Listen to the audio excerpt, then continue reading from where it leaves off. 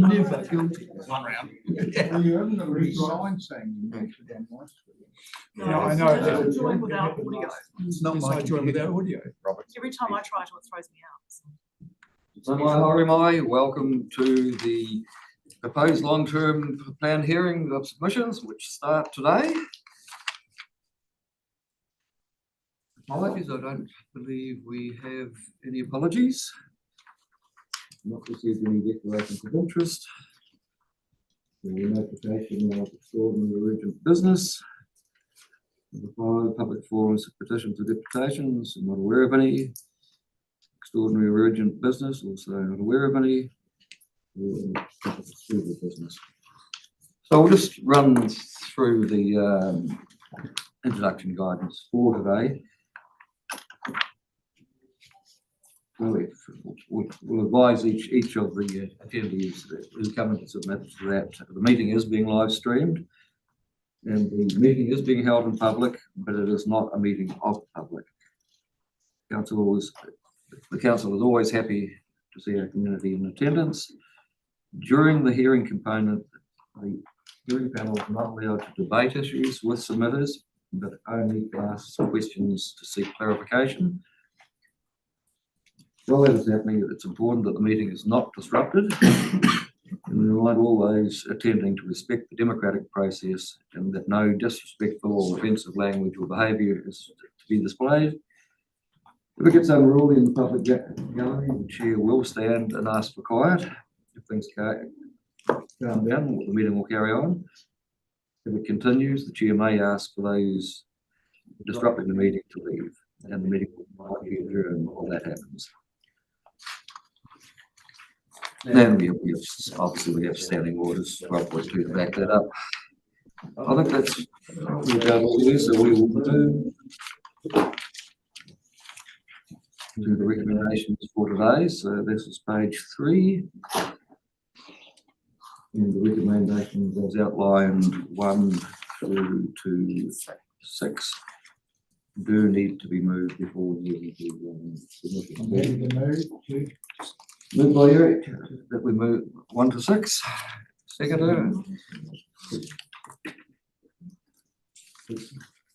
Question? Just did we get a tally of late submissions? I saw a few. I'm just get a tally. Sorry.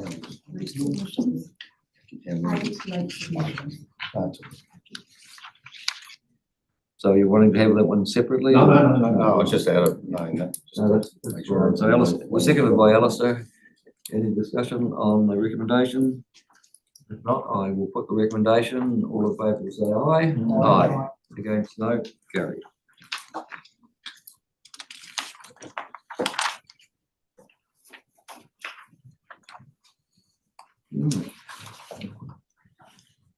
We're slightly ahead of time, but we have the first submitters are here. So I think without further ado, Andrew, would you like to come forward representing Meridian? Oh, Andrew, that's great.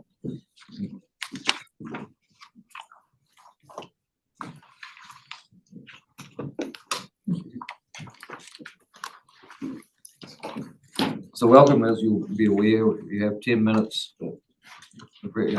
up to 5 minutes, whatever you want to use for presentation, then 5 for questions. If you want to speak for longer, you'll have less for things, but you know the rules, you've been here before. So welcome, the floor is yours. Thank you, Mr. Chair. My name's Hamish Cuthbert, and with me is Andrew Ferriman from Meridian. We've just had handed out to you a very brief presentation, something of a keepsake or something to go back to possibly when you're thinking about these issues. Thank you also for accommodating us so early in your batting. So looking at slide 3, we've just shown to you where the Manapōuri scheme is and its large capital value. And on slide 4, we make points about that capital value as it applies to the proposal for raising for the river protection work and the impact of that large capital value and an activity which is spread across the whole region. On slide 5, we outline a number of financial contributions that Meridian already makes. And particularly we've coloured the different colour, the river rating contribution that's made in the Lower Waio catchment, pursuant to an agreement entered into back in 1996 when the Manapori scheme was last consented, an agreement between Meridian, Environment Southland and Federated Farmers. In addition, trusts were established back then in the catchment, and those trusts continue to exist and do work today. Hekapai Trust, Fisheries and Habitat Enhancement Trust, and the Tuatapere Amenities Trust. On slide 6, we set out in 3 different columns. The top column is what we understand the proposal to be as it relates to the Manapori power stand, a series of annual rates over 10 years. The second column, coloured yellow, is what that would be if it was in addition to the agreements, or the money that's paid by Meridian under the 1996 agreement. And from the submission, you'll see that Meridian says it's not a case where both can exist. One would have to be in substitution for the other. And the third row there is what we understand the third highest rate payer by capital value would be paying. And in our submission, we've said that's an appropriate comparator for the Meridian or the Manapori component.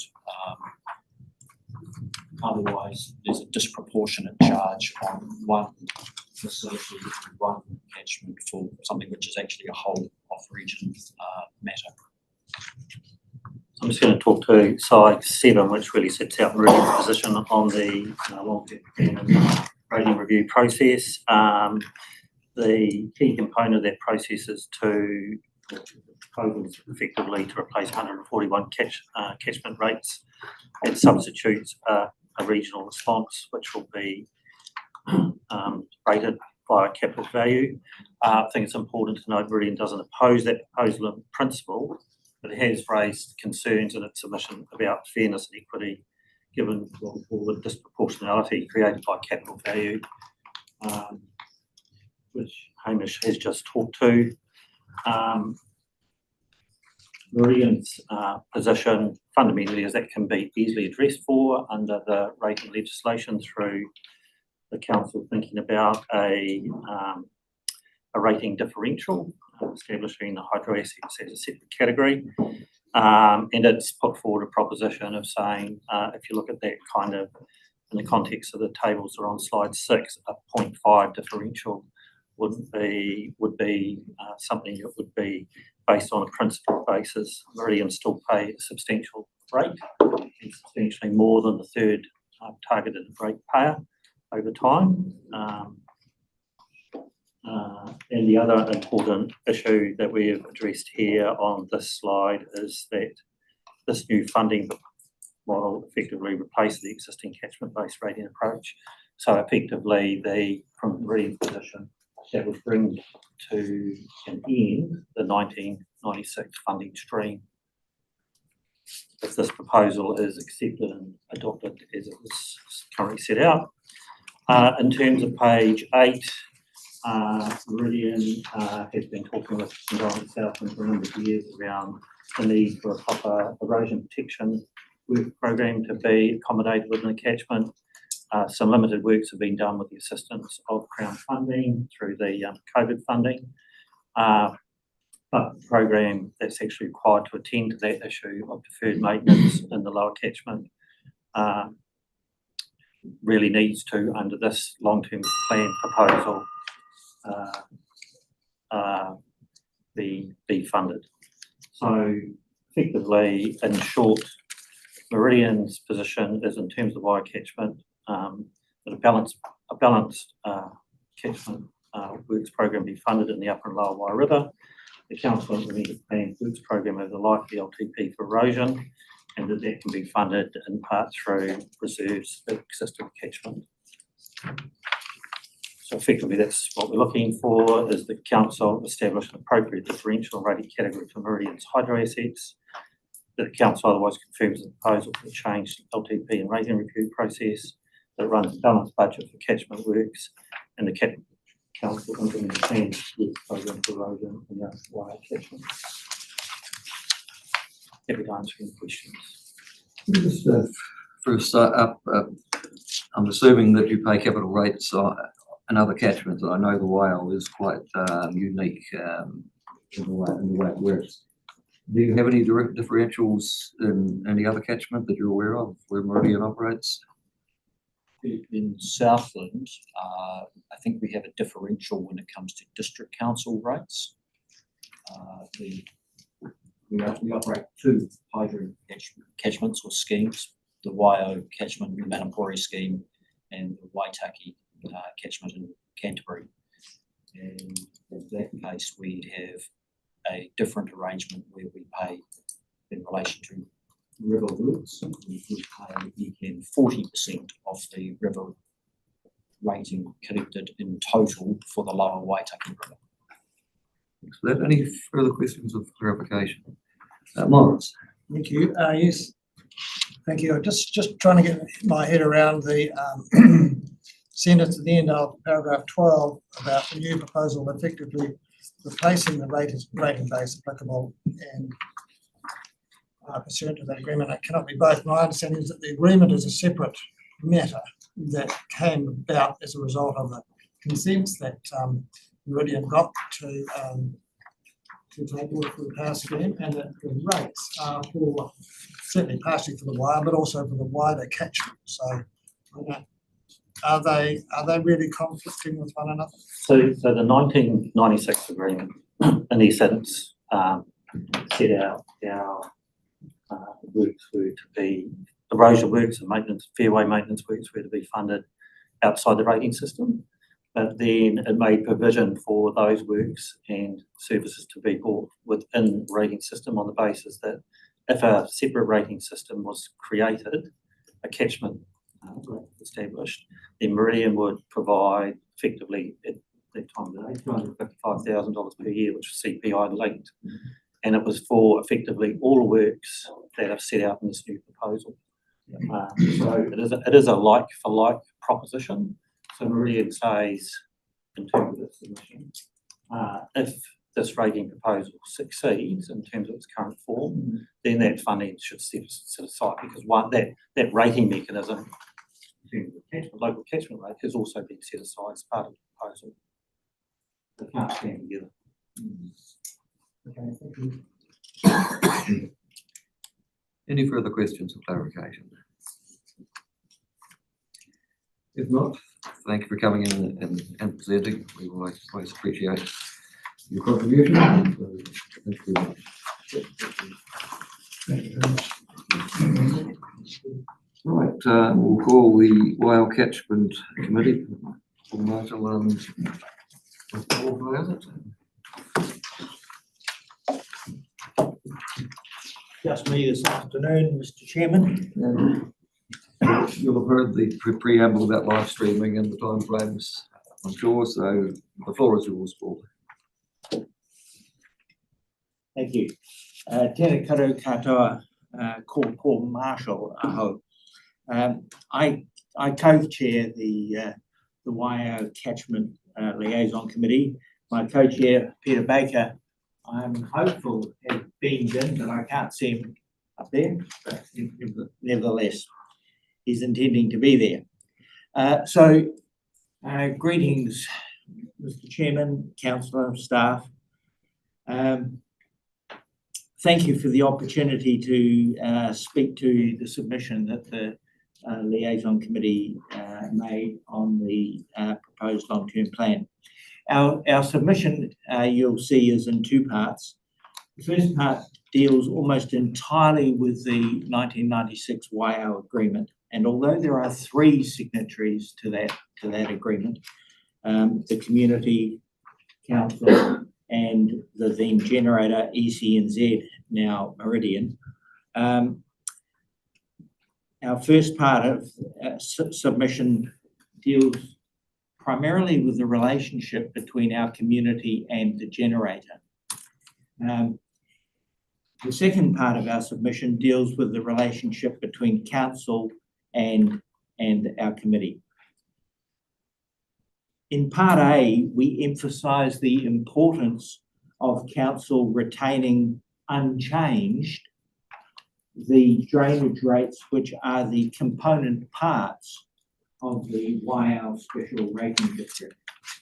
Back in 1996, the Special Rating District generated the base $10,000 of rates, which then triggered the ongoing annual contribution from the generator toward the annual works program in the lower Waiau River. And that annual contribution continues today and has moved from what was originally $200,000 annually, indexed by the construction cost index, to today about $420,000 a year. We are concerned that any change to the rating formulation may be deemed to have materially changed the purpose of the Special Rating District. That in turn may provide the pretext for any of the three parties to the Waiau Agreement to walk away from the agreement itself. Were that to occur, the annual works program of berm fence maintenance and fairway spraying would simply cease, and that would cause further degradation of the lower Waiau River. How likely is it that any one of the three parties to the agreement might walk away from it? Well, who knows? I would have thought it was unlikely that the council would. Our community is certainly not looking to walk away from it. And as for Meridian, well, we can just be guided by recent company behaviour. In its submission to the government on the proposed fast track bill, we note that Meridian was at pains to point out the difference between an engagement and consultation process. An engagement process requires a binding agreement, whereas consultation involves non-binding discussion. Meridian is seeking to have the word consultation inserted everywhere where engagement is in that document. Further, Meridian is seeking to have the appeal rights of parties with an interest greater than that of the general public to be extinguished in the context of fast track consenting process. Extinguished. The Waiau community that our liaison committee represents is one such party.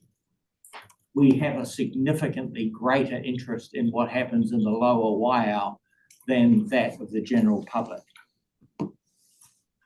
So that said, the last time Meridian engaged in its terms with the Waiau community was in the 1996 Waiau Agreement. And that is the agreement, and those are the interests of our community that we are seeking to protect today. The second part of our submission reflects the nature of the relationship between council and the liaison committee. Back in 2018, the Environment Court determined that liaison committees generally were committees of council. And in that regard, our co-chairs welcomed the opportunity to participate in a series of council workshops that explored the region's flood protection and infrastructure requirements and the rating options which might be considered to deliver the funding necessary to meet them. With hindsight, the liaison committee structure is, in our view, ill-suited to socialising council's proposals beyond those immediate committees. We found it really challenging to engage in any meaningful public consultation on those proposals. And that's a pity, because in the policy sense, they are really significant. Following our annual general meeting in April, we can relay to council widespread consternation from within our community about the proposed rating increases. Concern that the proposals, the spending proposals, were being presented in a way that was divorced from the ability of the ratepayers to pay. A frequent refrain was, these numbers are simply unaffordable. So in essence, the second part of our submission is a plea to council to temper its rating aspirations with economic reality. So I'm happy to answer any questions that you may have. Thank you, Paul. Questions for Paul? Is Peter online? No. Okay, got it, okay. I'll just, having read your very comprehensive submission, the main thing you're saying to us, apart from the last bit, is actually don't do anything to threaten the 1996 agreement. Am I correct in that assumption? Yeah, look, we're really concerned about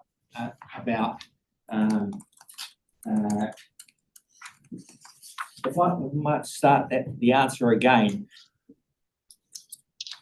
We are concerned as a community that it's recognised by the wider Southern region that we're an integral part of the region. We want to be part of the solution here.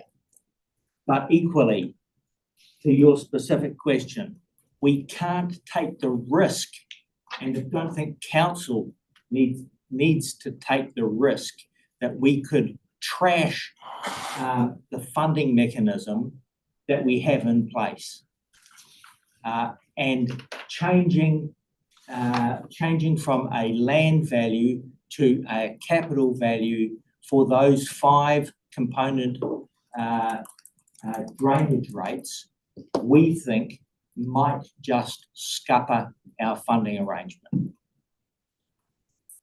Eric, Thank you, Paul, for your submission. Having heard your narrative a number of times, I'm just wondering, do you think the 96 agreement is as good as it can be, or is there room to actually renegotiate it and embrace some of the issues that you have put before us over the years?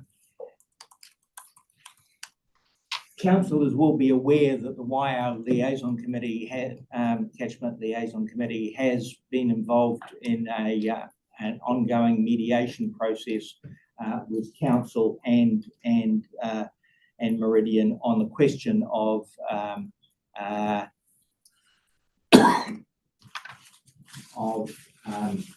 flood damage and erosion control, and how that should be funded. We contend that the YR agreement quite specifically took those matters out of the agreement and placed them in Schedule 11 of the operative resource consent, quite specifically to exclude those matters from the annual works program, which is what the funding arrangement that I've outlined today covers.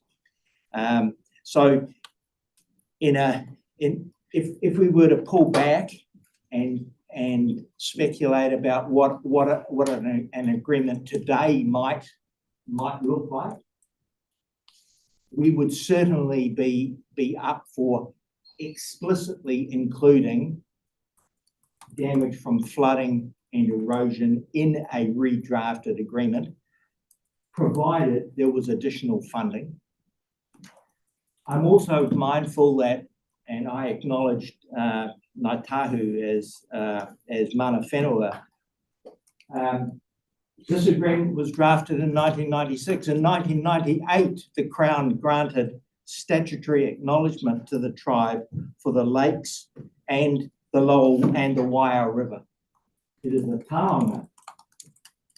And when I think about this agreement, it's absolutely silent on those obligations. So, yeah, there would be some significant changes. Thank you. Yeah, thanks, Mr. Chairman. I know we're probably running out of time here, Paul, but I'd just like to pick up on one of your points at the end around the catchment liaison committees. And you indicated there, I think you said that it's not quite the structure to deliver for your community. Couldn't you just give us some insights of just let your mind run on what could be a structure that could deliver in terms of the committees? I was speaking specifically, Peter, about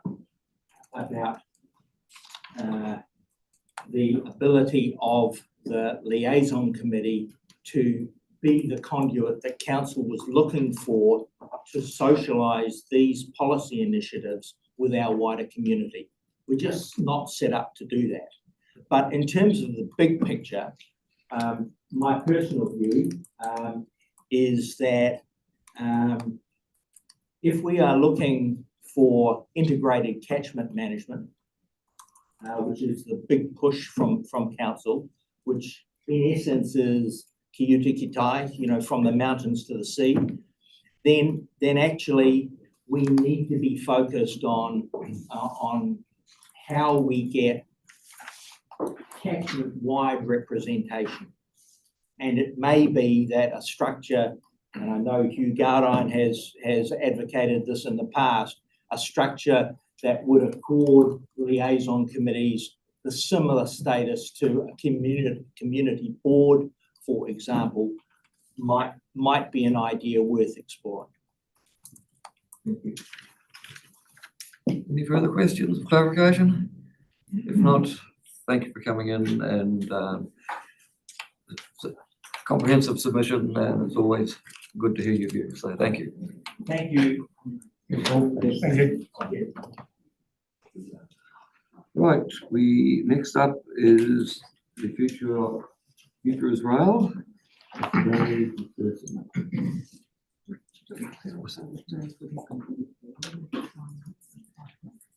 course, it was a double slot that last time, that's why.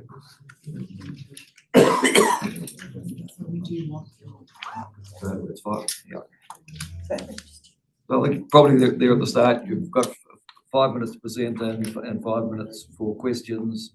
But if you use more, that'll be the way it works. So when you're ready, welcome. The floor is yours.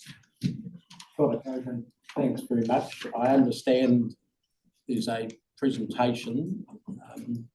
Sorry, I'm just waiting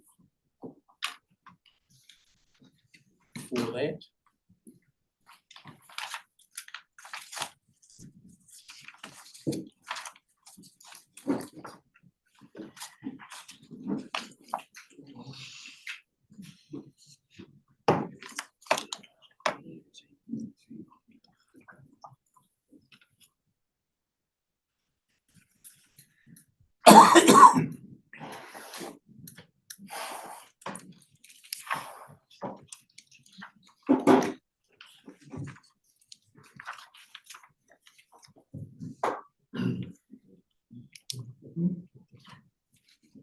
Thanks very much, Mr. Chairman. So apologise for the delay there. My name's Dave McPherson. I represent a national organisation called the Future is Rail. I'm myself from Dunedin and involved in the same process with the Otago Regional Council. I want to talk to you about the re-establishment of interregional rail links between Southland, Otago and Canterbury, and particularly the Southerner, and perhaps some options for commuter rail also in the future. I'm not suggesting that you try and get a train going in the next month, but that you prepare some groundwork for that in terms of doing a study as to what might be involved in getting that going, some ballpark costing, some funding streams, places you might stop at and things like that.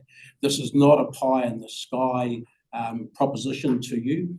In the last week, NZTA, Waka has actually approved long-term funding for 2 interregional rail services in the North Island, between Hamilton and Auckland, between Palmerston North and Wellington. They've both been going for a while, but what it has confirmed is the funding stream that's available in terms of public transport subsidies of 51% for those services. There are different arrangements for the capital establishment costs for them, but that provides a guideline as to how future services might be funded. There are a lot of a lot of rail services happening around the world, and some in the North Island, none yet in the South Island. And certainly where I come from in Dunedin, and from the comments I've had from people down here and up in Christchurch, we think there's a real gap that needs to be filled with that down there.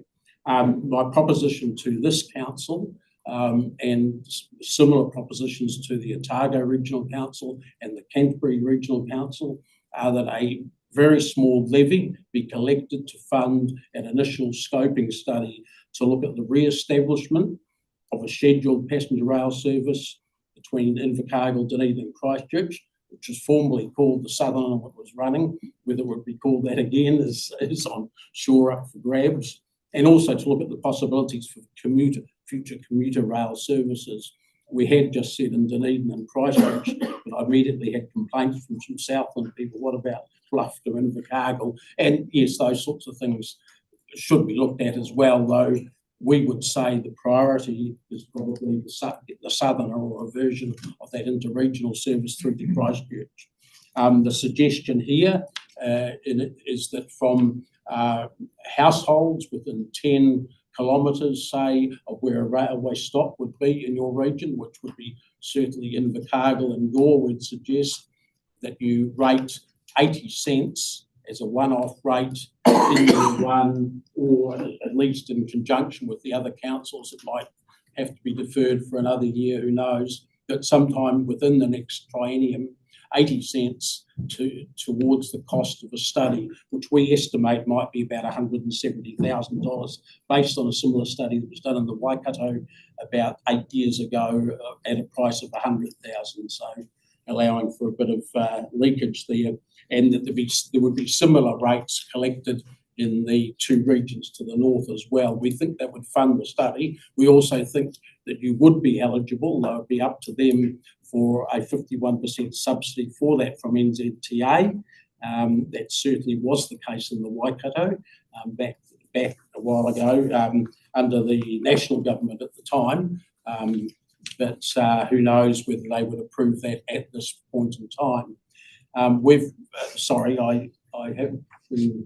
not even sure how I move this on. Here it is. Yeah. So there we are. Yeah. That one. Okay. Just to work, the route that it would take would be what's called the main south line, and we've listed some of the stops up there, so you can see that. And one of the important points about this proposition, if we look at it, is that there doesn't need to be major new infrastructure. There already is an operable railway line with some passing lanes. What you would need, obviously, is rolling stock and some station upgrades, or at least platform upgrades. There are stations ex-stations in the North Island that are no longer stations, but are still stops for the major services, more or less like a bus stop on a decent height platform. So we're not talking about all the bells and whistles that may have been a case in the past, not talking about having to reopen Invercargill station just to get that platform working again. As an example, that's the cost rate down there. I'm not sure whether you've got copies of this, but it can be made available. We've actually done a potential timetable there, and that's our guess based on discussions with train drivers and other people involved in Kiwi Rail, and based on the previous Southerner experience and timetable. That might be how it might look. We think that there are some big advantages in passenger rail. It's much more accessible and safer. It's the only transport mode not currently operated in the region south of Christchurch. We believe it should have the case established for that. As to when it would start, that's still up for discussion. We're not suggesting, as I said, it starts tomorrow, but we are suggesting you make provisions for it and you do some homework, some professional homework, not just me coming along and saying it's a great idea, but you having a look at how that might actually play out, and pointing out that it is something that's happening in the North Island now and growing. And that also an interesting aspect in the North Island is that they're about to purchase, well, they've signed the contracts to purchase new hybrid diesel electric trains on the links between Palmerston north of Wellington and Masterton Wellington, and Waikato has applied for the Hamilton to Auckland service to have those trains in future as well. So that's a clear, talking 4 or 5 years time before they arrive, that's a clear hook for some modern kit that would make the service even easier and more efficient to run. It also point out that the main South Line, south of Christchurch, connects about 650,000 people. That's 12% of the country's population.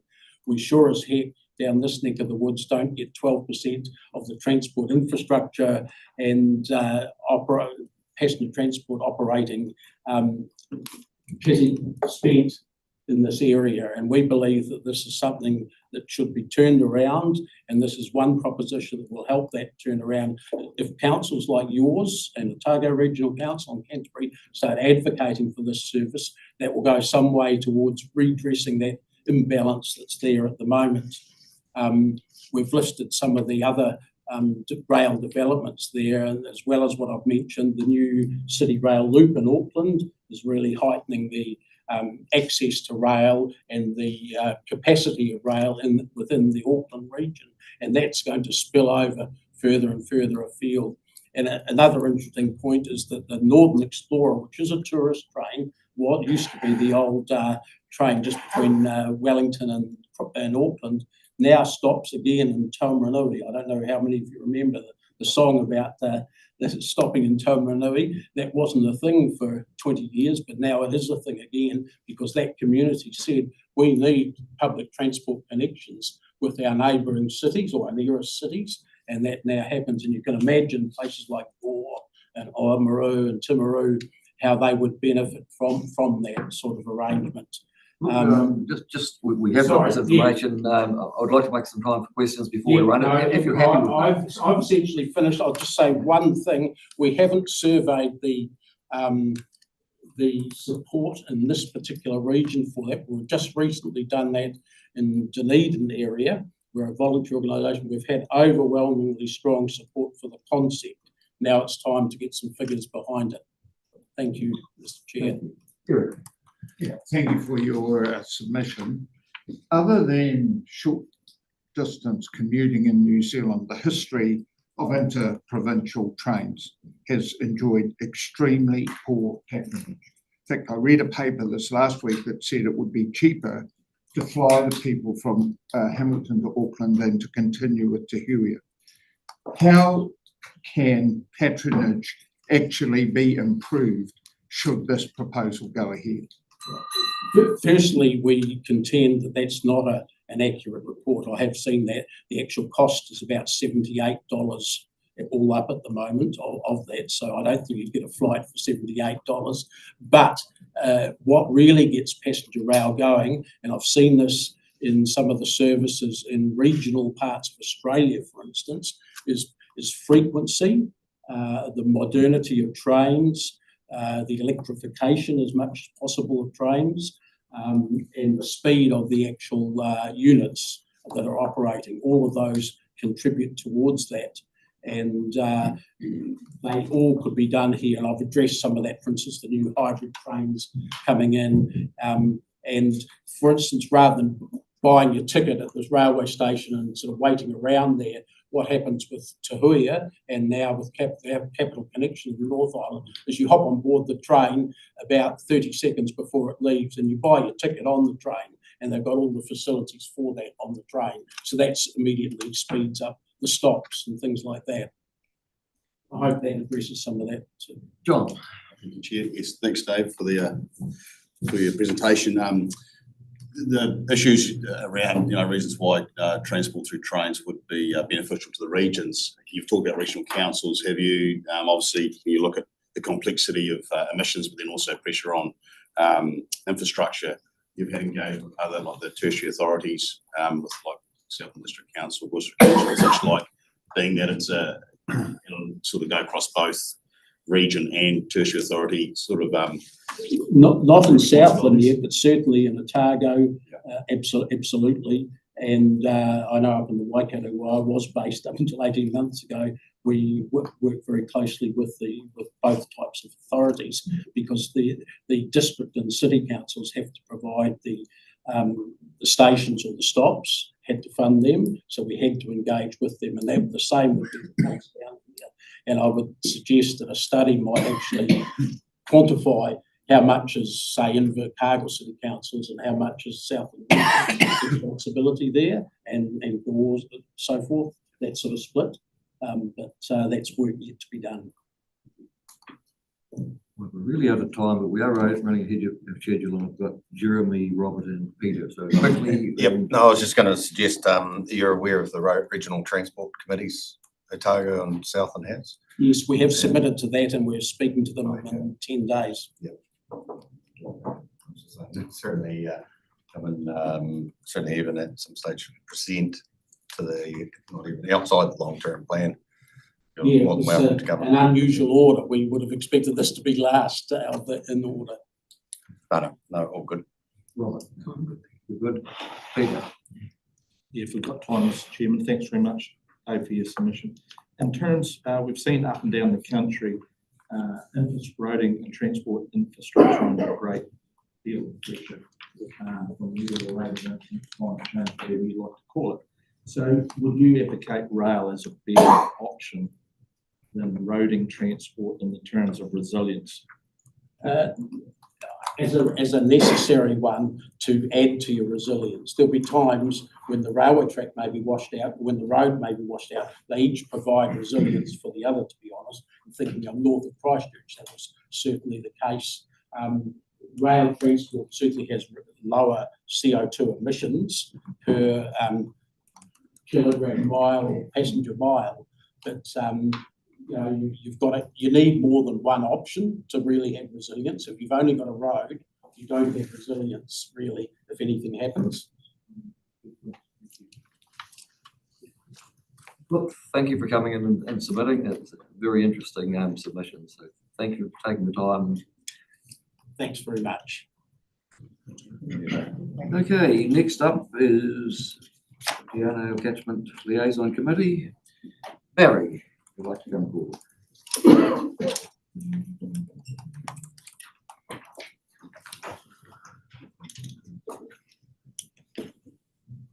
Barry, it's on. Well, welcome, Barry, and the rules of 5 minutes to speak and 5 minutes for questions, but you can fix it up a little bit. But welcome, and the floor is yours. Thank you very much. Thanks for having us. You probably got it in front of you, the rates. We're all for the rate change. Most years I know, we were probably half the driving force behind this. So we're definitely all for change. Whether the change that happens the right way. Originally, when I started out with this, I thought it might have been land area, which we could have gone down that track. I haven't actually seen too many figures on that side of things. I think probably 2 options may have been a better option to let the public know. And the other thing is, when we first talked about this, I envisioned that we may have 2 options, or whatever option we come up with. We could have sent a letter out to every ratepayer with the option that they pay, that mean that what they're paying now, then with the new rating system, and then with the public meeting that we'd organised, and said, this is the day it's on, and then we go out and sell it to them. It's certainly, even though the chairs were well involved in the process, we weren't given that much information. Like we come to meetings in here and told we weren't allowed to tell anyone. To be fair, I don't know what we had to tell them, because we weren't given that much information. That was more how I took it. It's actually a little bit gutting too, because I heard the chairman say, I heard from good information that the chairman actually said, well, the problems with the chairs, they never listen properly, which actually Not correct. pissed me off a bit. I'm not sure, but it wasn't you yourself. So that's what I was told. And if it is the case, well, I don't believe it. There we go. Yeah, so I think we need to delay this by a year, and I think all the chairs are probably on the same wavelength. Give the public time to have their say. I mean, this is a big decision for Southland, and just to jam it all through like we have done, even this process here, let's just take a little bit of time and let everyone have their say, whether they're for it or against it. But we're definitely for a change, because I'm obviously a riverside landowner, and we've been paying a hell of a rate percentage-wise compared with people that aren't. But as I said to Tanya originally, we're used to paying it. If you want more rates, just bring it up to our level. That'll make people feel a little bit. The second part of the submission was about the 2.3 million, obviously, to upgrade things. I just think it's seriously bad timing for this. I mean, the country's in a bad way at the moment. Do we need to drive inflation anymore? I know my personal thing. I don't need interest rates to stay at 10% for another 3 years. And you hear around that every council wants more and wants more. Sometimes in life you don't always get what you want straight away. You all would have represented at some stage in your life, you never turned up with everything you wanted. So I think we have to put this on the back burner a little bit and slow down. Or perhaps look at another way of doing it. I mean, instead of just throwing money at it, is there another way we can do maintenance on our rivers? I know in Te Anau, yes, there is. Get some of the gravel out of it. Maybe we have to go to above and get the rules changed so we can get fishing game out of the system. That they don't make all the rules. That we can get in. And at the end of the day, they make a lot of the rules, crossing rivers, beach skimmings. They don't have any, when things go wrong, they don't have any monetary input. So left to the ratepayer or the taxpayer to foot the bill.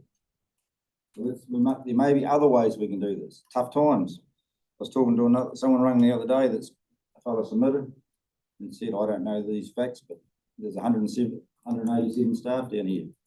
I did the figures coming down here. If you cut 30 off from the minimum wage, it's 1.4 million. It's tough times. I don't see why you should carry on just topping up and topping up. I said this in the submit last time I was down here. If you carry on just putting in the top every time you need more, you'll never ever have enough. Simple fact of life, you'll never have enough unless you look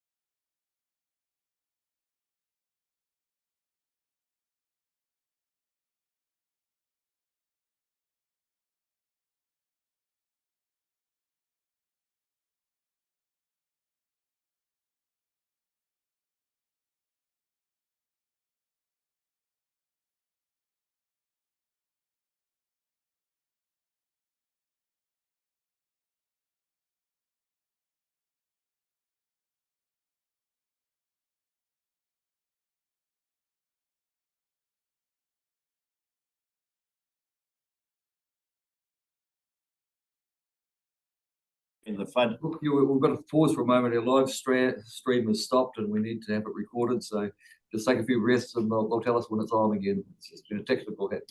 Wind me up again.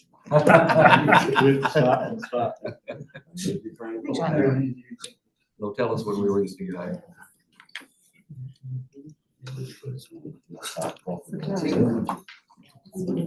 This is not technology. This is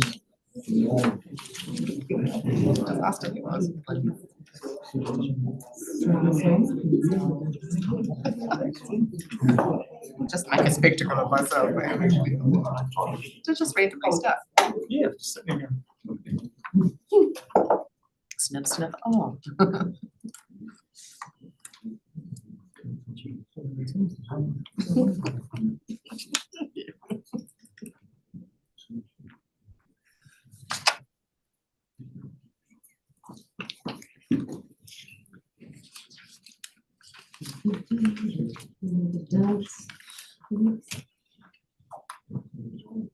Integrity doubts, anybody?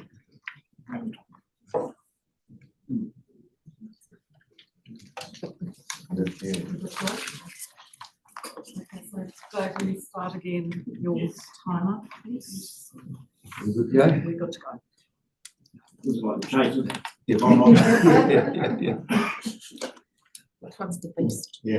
I'd just like to stress the importance of the liaison committees in terms of interfacing with council, and we unashamedly represent ratepayers and landowners. I'll just repeat myself that our theme today throughout this presentation is conservation, and I hope I convince you at the end that if we pay attention to conservation, we might replace the need for the flood and infrastructure rate.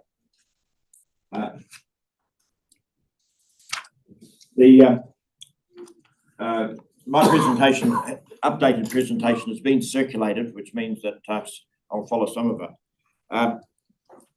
The issues in the LTP, and I think you can see what happens when you insert the funding and the rating review in the middle of an LTP.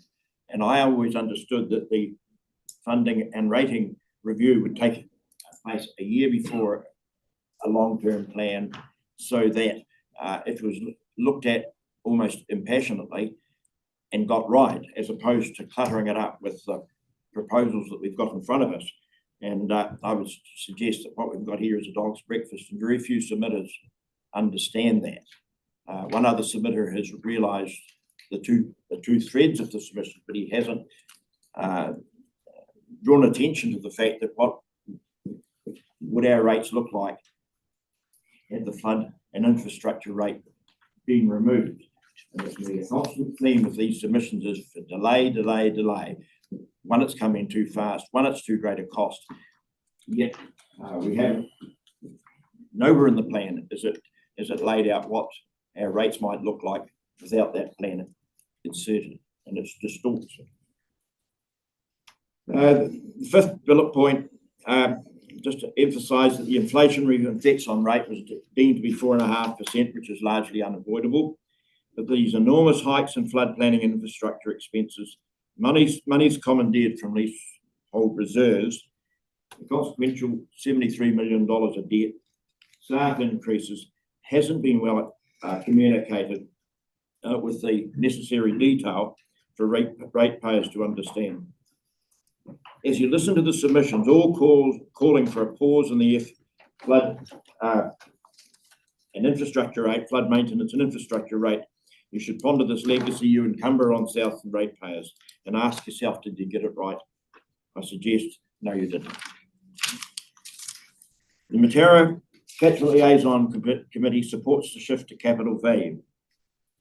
It is a positive move to spread the rating burden. My own involvement started in 1987, and as a brief reminder of what the classification was set up for, was for the local share, the 50% or whatever was left after the government subsidies. It was the disbursement of costs of the loans raised to cover the local share. Most of them are on a 15-year term, and I specifically called the Catchment Board of the day as to why these rates continued after those loans had been repaid. That was 1987. I submitted for about half a dozen years after that till I got, I might as well have been smacked my head against the wall. We got it as an item on the LTPs in 2012, and 15 and 18, and I think we finally got it. Thank you. The old classification system meant that expenditure was confined to the A to E class land, and it was an impediment for expenditure further up the catchment. We were asked a question at Gore last year, what are we doing for the health of the river? And clearly, had we increased our budgets, we would have impacted those A to E ratepayers.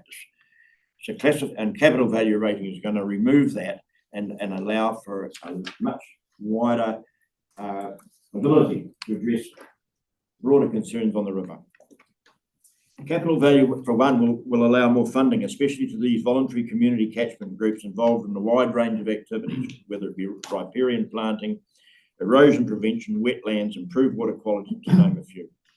And the objective is all the way along has been integrated catchment management, but it needed an integrated rating system, one we have advocated for years. But the important thing about these grants is, and these are just hot off the press, but we're quite proud of them. And these are to help all the community catchment groups to energise their conservation projects, to tap into their expertise and experience. And it could be a game changer to achieve the slow the flow objectives for a fraction of the cost of this new flooded infrastructure rate. Environment Southland moved quickly 15 years ago to impose limits on dairy farmers there for nutrient limits, farm management plans, etc. And they have missed the opportunity of introducing similar measures to focus on riparian strips adjacent to waterways, wetlands, retiring vulnerable land, promoting water storage, and all activities there to improve the slow the flow. And in fact, slow the flow now has become topical again, and so it's done the full circle. Number two, the regionalising of rates versus catchment rates. We're most concerned that the removal of structure maintenance, depreciation, flood planning, etc., out of the liaison committee budgets and into the regional is a huge concern. It signals to me the intention to further erosion of the liaison committee's responsibilities and input. This is local government after all, or does Environment Southland prefer to be more detached from ratepayers? And I stress the importance of liaison committees coming here and addressing them. Up until today, I have had 4 requests to Environment Southland asking how rates might look without the flood infrastructure rate increase. And they have been left unanswered despite promises I would receive them. But it has made it frustrating to comment. Other than the proposal and the new rate looks fishy. But it is becoming clear that a change in the rating and the funding is a money grab to relieve Waihopai from its rating responsibilities and remove it from its duty to fund its own contingencies. It is a misappropriation of the reserves, of liaison committee reserves, and ratepayers will be swamped in debt for the benefit of Invercargill. Tara, by and large, is self-sufficient. Ariti and Waia possibly as well. To me, it's a classic case of we know best, that is, Environment Southland knows best, and I say it's not fair or right. There is not even a hint of a price attached to the Waihopai detention. It says the Local Government Act local government is explicit that council will consult on capital works and costs will be met by those who benefit or contribute to the need for capital works. And this is a requirement of the Local Government Act. Environment Southland, I just picked up on Hosking's show last week that we have one, but Environment Southland should be referred to the New Zealand Bullying Council as an example of your abuse of power. A calculated one, I might add. Flood maintenance and infrastructure rate. The current catchphrase is nature-based climate adaptation solutions, yet the quantifiable work in the long-term plan emphasises stock bank work both at Lumsden and Winton and this uncosted detention dam project on the Waihopai. Hard to say. Might be $10 million of work. But at the end of the day, the debt of Environment South is going to increase to $73 million. But however, hidden away in this infrastructure strategy is a statement that the total spend is $355 million for the LTP period and $492 million for the years of the strategy. May I suggest to you that even the government's eyes will glaze over at some point and the free money will be stopped. What we need to have a wee bit more clarification on, it's perhaps exposed a little bit in the auditor's report. You'll be aware of it, but I'm going to read it. If the government does not provide funding or provides less funding, the council will need to reassess how to proceed. Until such time as the council reassesses any alternative proposals, the auditors are unable to quantify the effects on the information and assumptions underlying the information in the document. Not very often you get any excitement out of an auditor's report, but it's here. And I think that's an damning indictment on this council. Without that government funding, potentially if you continue with the program, our rates could increase 3 or 4 times. You don't know, do you? You don't know where the funding will come if the government money gets cut off. You don't know. If there's any reason to delay this infrastructure rate, that's it right there. The auditors have drawn your attention to it. And the most pertinent is the date of the auditor's report is the 27th of March, which is the day that you met with a special meeting to pass the LTP for consultation. The tight time frame, and I guess either there was some emails flying backwards and forwards, or there was a huge promise from KPMG, is it, to get that audit report to you. And the fact that it was qualified, as I said, is an indictment on this council, that nowhere in the LTP. So you've had from the 27th of March till now, almost 2 months, to present a supplementary paper and somehow explain to us where this money will come from if it doesn't come from central government. It's a different government you're dealing with now than what you dealt with for the last 6 years.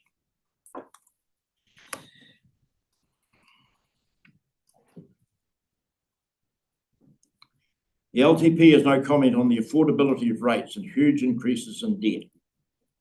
Instead, on page 7 of the financial report, it has a rates affordability graph that states rates limits will not exceed 53%, and that's the combination of 23 and 2 years at 15% in the first 3 years. And below the graph, it says that increases are within qualified limits. So you've set the standard. You've stated that the rates increases will come in between the quantified limits. And quite blunt, this is real bullshit. It doesn't address the affordability of rates to ratepayers at all. And you're going to get that message. And what a tremendous job the Western Southland Group have done. I think the Groundswell Group have done in mustering submissions opposing this flood infrastructure rate. Ratepayers struggling to pay existing rates have no capacity for rates increases, and it is clear from the submissions received. Time will tell whether you ignore your submissions and listen to ratepayers. But here's the Reserve Bank. He's trying to contain interest rates, and Environment Southland is driving inflation. Last week they said that there was 3 elements driving rates, and it was the four in fact, but it was local government rates, the price of chocolate, potato chips, and old people having trips overseas and spending too much on accommodation. So I'll be watching the meeting, the agendas, the minutes, the apologies through the winter to see if any of you guys escape, eat too much chocolate, spend too much accommodation, and further drive inflation through the Environment Southland rates, and you'll have the trifecta. You have lost your way. Ratepayers are subordinate to those interests that enjoy rates for emissions or pay no rates, yet have privileged rights akin to that of the power of veto. And it states on page 30 of the infrastructure rate that you're going to co-design the plans with Mana Whenua. And there is no statement in that section of the report of consulting with the catchment liaison committees. That's pretty much an insult. When ratepayers revolt, we will be with them. The financial reserves policy lacks clarity on the owners of the reserves. special reserves, rating district reserves, leasehold land reserves, disbursements of LINs funds, Matara flood reserves, gravel monitoring funds. And the liaison committees will remind you that these reserves have been built up for any future event, for their own security. And it's a bit rich for the council there to be able to reach out and say, well, thank you very much. Back to the bullying aspect, I might add. This commandeering of leasehold and other reserves without explanation is not acceptable or good faith consultation. The existing objectives, and they're available on the leasehold land reserves, and that is that they be managed. I have it with me today, is to fund natural disaster damage in the leasehold areas and to fund approved capital works and major maintenance programs within the catchment the leasehold land is situated. The new policy on leasehold reserves unilaterally informs us that policy owner has become the chief financial officer, and I would suggest that that be amended, and the financial reserves policy owner becomes the chief financial officer and the liaison committees together and be confirmed as such. The structure. We have freshwater management units in the region, and with minor adjustments, these areas could serve as a template for catchment community boards. The Local Government Act recognises local boards and communities, and it would provide a ready-made structure for the establishment functions, duties, powers, and elections for the community boards. And it was interesting, Councillor McDonald's question before, and I think it's an appropriate fit, if you like, that one, you concede community board status to the AL liaison committees, and in return, we will end up with a broader membership that's better representative of the catchment. On to general. The present river managers and catchment supervisors have skills and experience and need to be allowed to do their jobs. And the liaising with DOC, iwi and Fish and Game should be the responsibility of catchment operations managers or people further up the salary scale. This is an organisational issue and presently is a buck passing issue.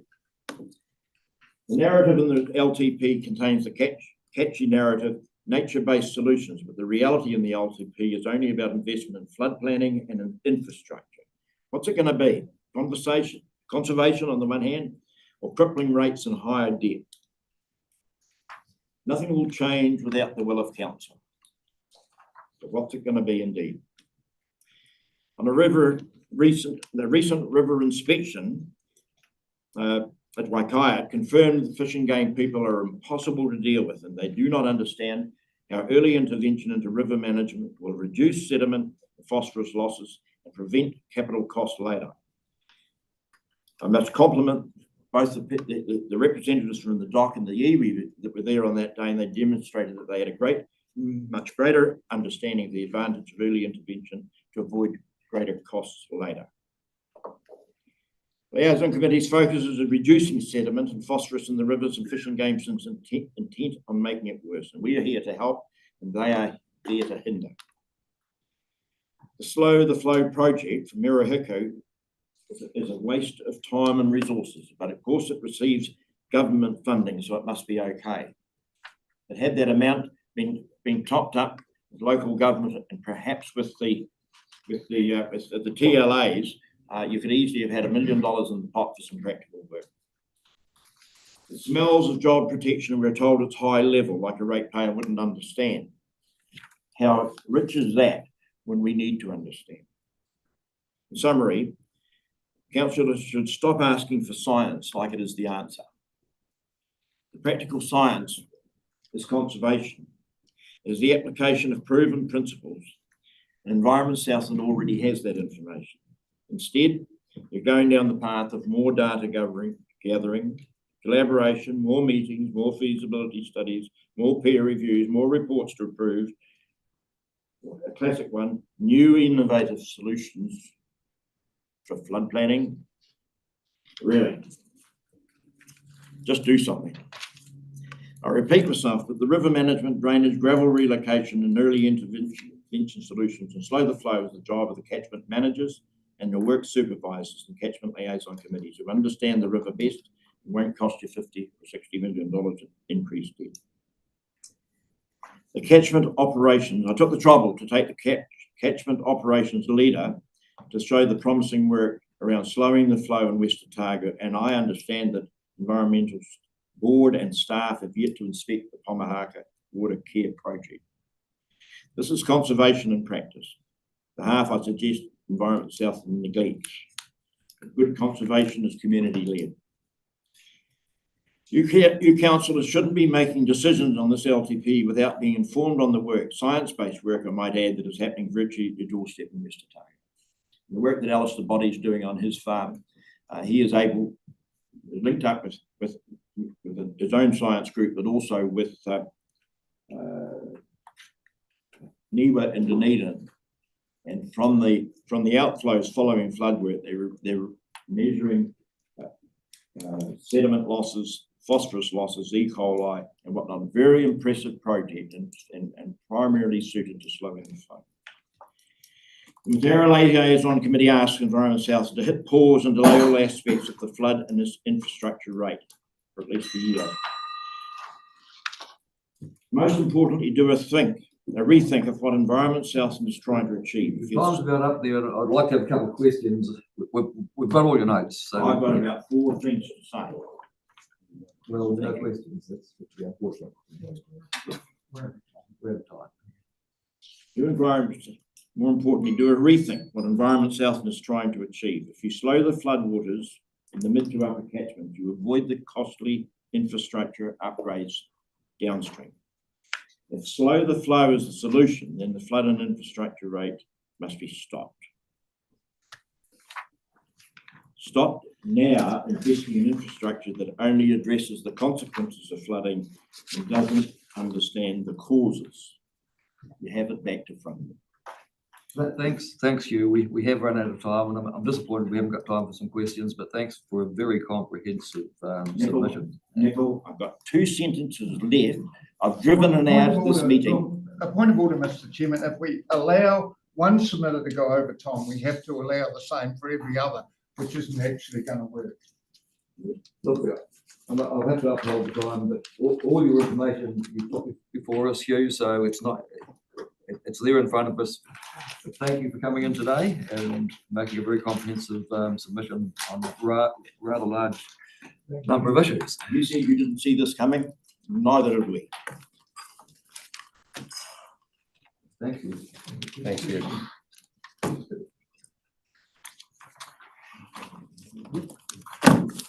Okay, next up is Jeff Scott.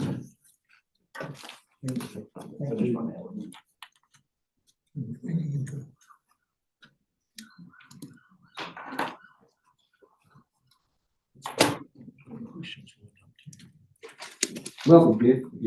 You've sort of got 10 minutes. We normally try and split it into half, so there's some questions, but the floor is yours. You could have given you a couple of my minutes, actually. Right. So I understand that you're looking at multiple submissions of mine.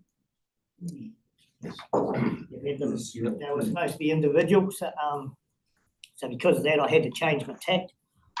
So now I'm just going to go and I'm going to read you out the new take on that, because I was originally going to talk to each submission individually, so I'm just going to fire into this. This is off the ES website that I can get off my phone.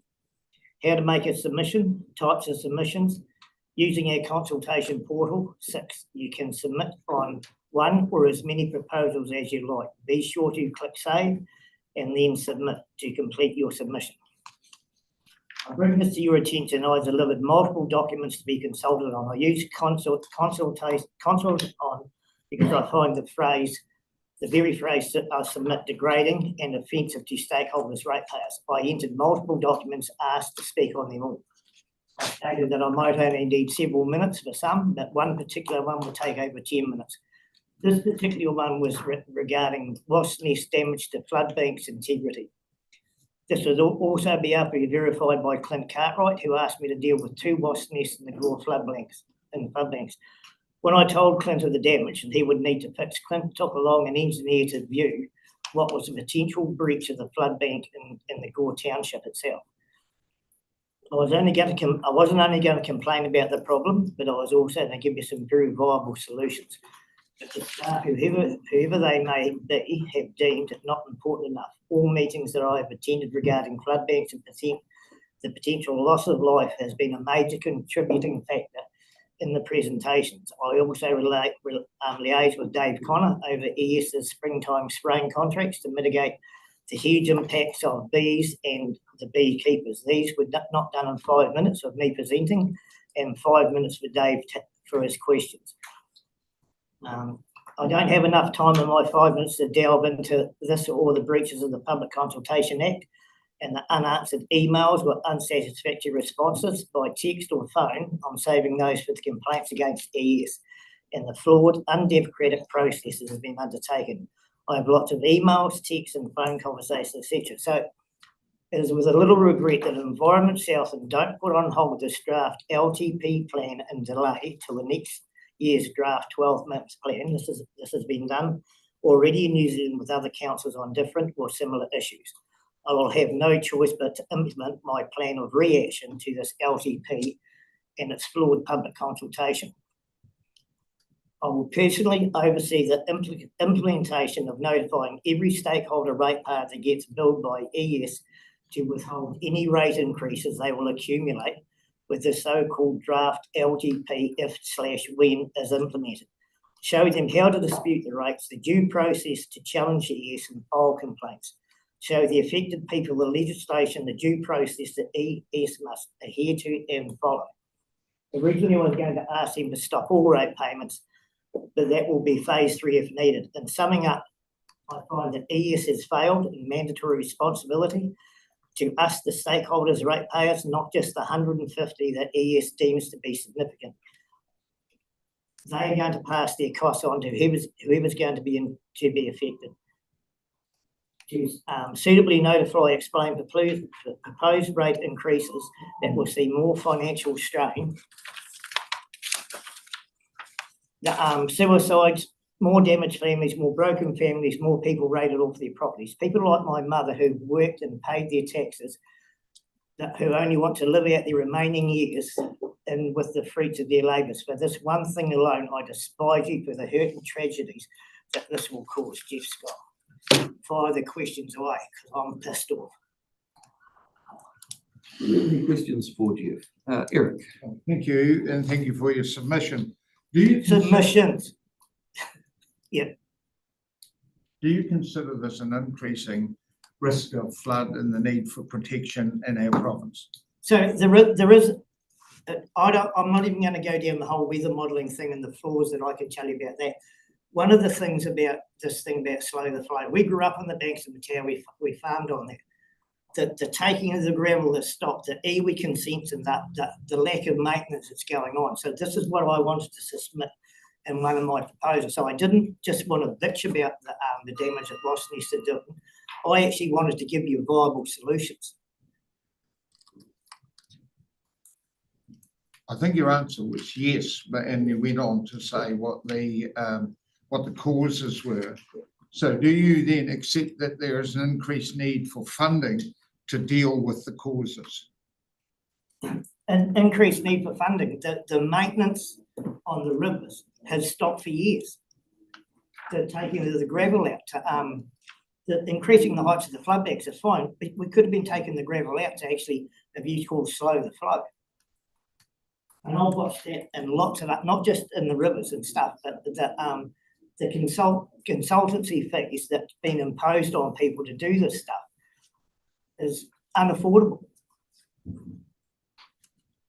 I don't believe that there is a need for rates. We all need to pay rates in that, but we need to have value for our money put in. We don't need to be wasting all this money on modelling that's flawed, outdated and unproven science when there's other people out there that have got better science that'll debunk anything to do with that. I personally believe that we've just been driven by fear with all this stuff. Common sense and practicality is gone a long time ago. Thank you. I'm afraid we're out of time, Jeff, but thanks for coming in and submitting today, and I know you've encouraged a lot of other people to do the same, which is I won't great. even go down that track. No, I just didn't have the time to do it. I'll be back on Friday. All good, thank you. That's right. Yes.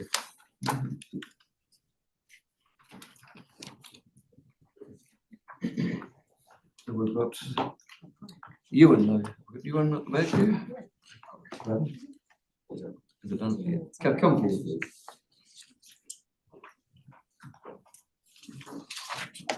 Mr. Chairman, councillors, I've got a submission to put forward to you guys.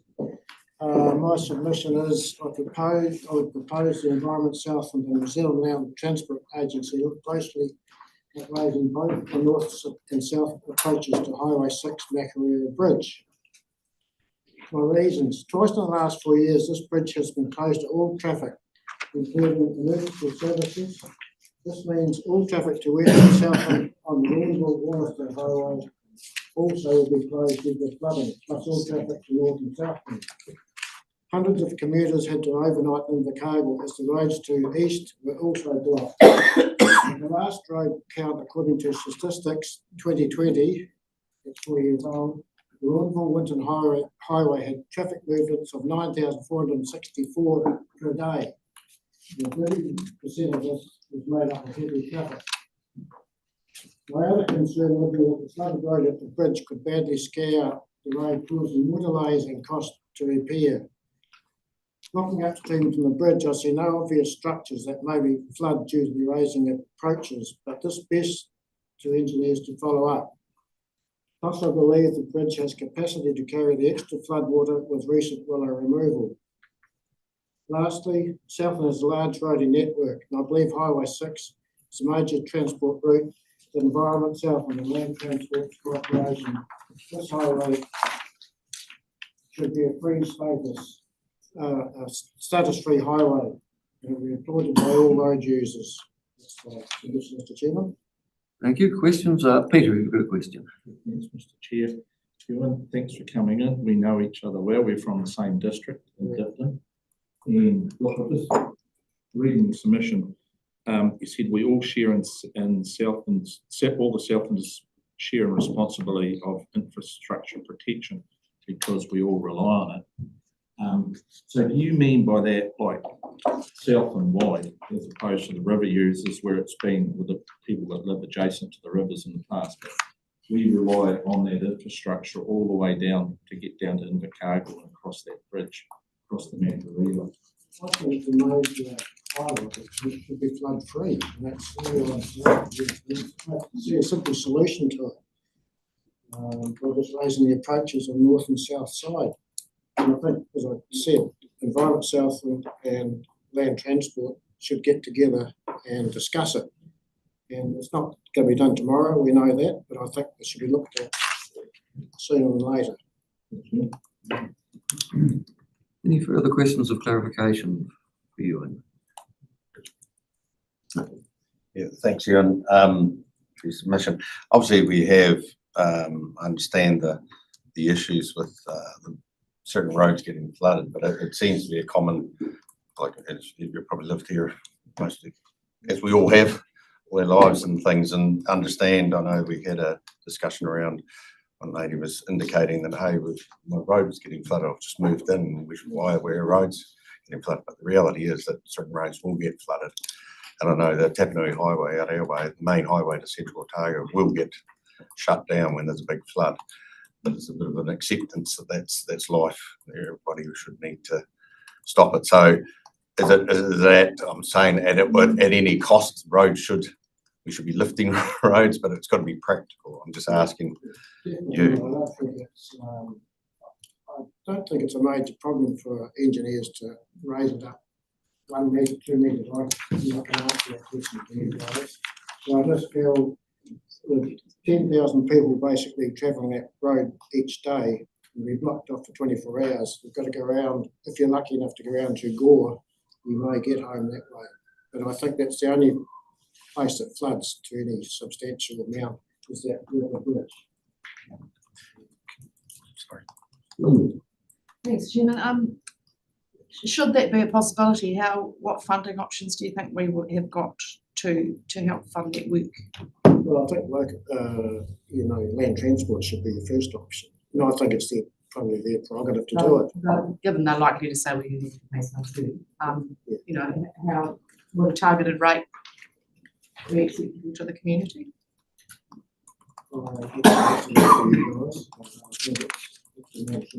guys to work that out. Next. Any further questions for you? If not, thank you for coming in and submitting on. Thank you. Next up is Martin Gledhill.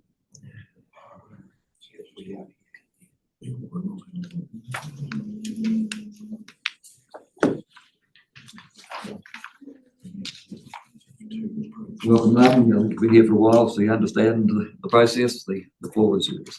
Thank you very much. Thank you for the time and the invitation. I attended the Te Anau meeting regarding flood mitigation and the change in capital value rates to generate the 2.3 million. Road and bridge maintenance was added to justify the rates increase across all of the residents. The item I consider as important long-term is that if someone chooses to buy or build in a riverbed or a flood zone, then why does everyone have to pay for that choice? If everyone pays for a small section of the community, then it's going to generate growth and entitlement in the long term. Everyone will just demand free everything. It'll reduce property improvements because if it's capital based on capital rates, then people won't improve their property because they're going to pay more money. They'll hide the improvements. And it'll create an angry, upset section of the community. And it's a long-term item. Thank you. Thanks, Martin. Any questions for Martin? I've got Morris. Yeah, some of the other issues you say, the big issues are some of the pests that we have, obviously, and we know that pigs and deer are a big problem in any ideas how we can effectively manage those to a low level so they're not causing the problems that they are now?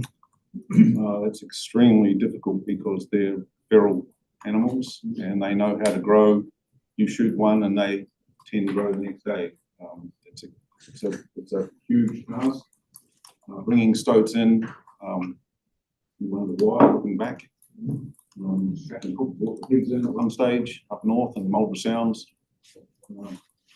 It's a very hard task, and to have it all completed by 2050, that's why I asked to join one of the groups to help try and help that. Even wilding trees, willows, through every riverbed in Southland. What about use of poisons and canadian, that sort of thing? Is that a solution? Poisons are long-term issues into the ground, and they generate, as I say, long-term issues. So it looks good at the start, short-term. You can kill some animals. Poisons are not good for the environment. Thank you. Thanks, Mr. Chairman. Peter. Thanks, Mr. Chairman. Martin, at the start of your presentation, you mentioned about building in risky areas and floodplain by the rivers. Do you think we need to identify risky areas around the region that could be a problem? And you also talked about that risk being shared by others that don't engage in those sort of behaviours of building in those areas. And I understand that council do have some flood. They have spent some time now on flood areas, including coastal erosion areas. It has happened for some time. We look at places in Kingston, and obviously what particularly goes up and down quite a bit. It goes Lake Te Anau, etc., etc. So it's definitely for that information to be available for people to assess where they might buy a property or build a property is it's fantastic to be fundamental. Yes. Any further questions? If not, thank you very much for coming in and submitting today. Thank you, Martin. It was very good.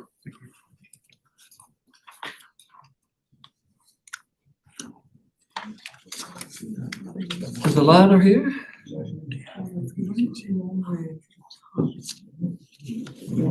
Early chair. Yeah, so she's due at 5:10. She's your break. Let's go ahead and number 10 votes from right here.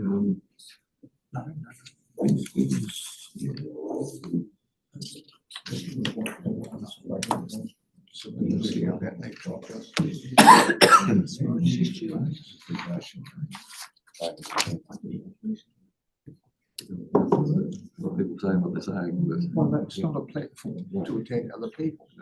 And that's what I was a breach of natural business. Can we? do we have an adjournment for a little while because we're actually here to schedule? Yeah. Yes. We don't have anybody else here that's submitting. 5 o'clock. Well, we'll adjourn till,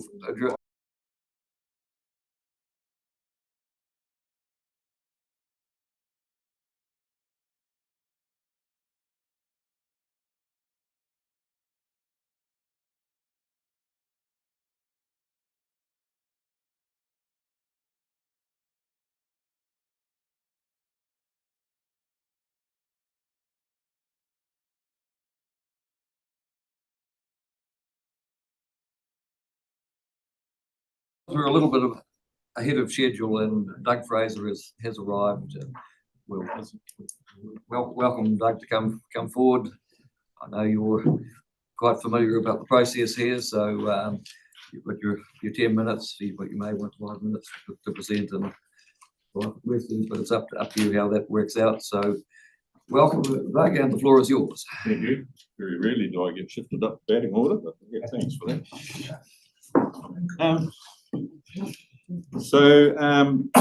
General comment first. I believe that putting the long-term plan together with the change of rating system has muddied the waters a bit. So, and make that comment for a start off. So, Dan and I are concerned that the compounding rate increases have changed charge for our family business, and as you saw in my program, my submission, our rates are going to go up $1,800 or just over $1,800 this year on 2 farms that have got no flood protection at all, 0.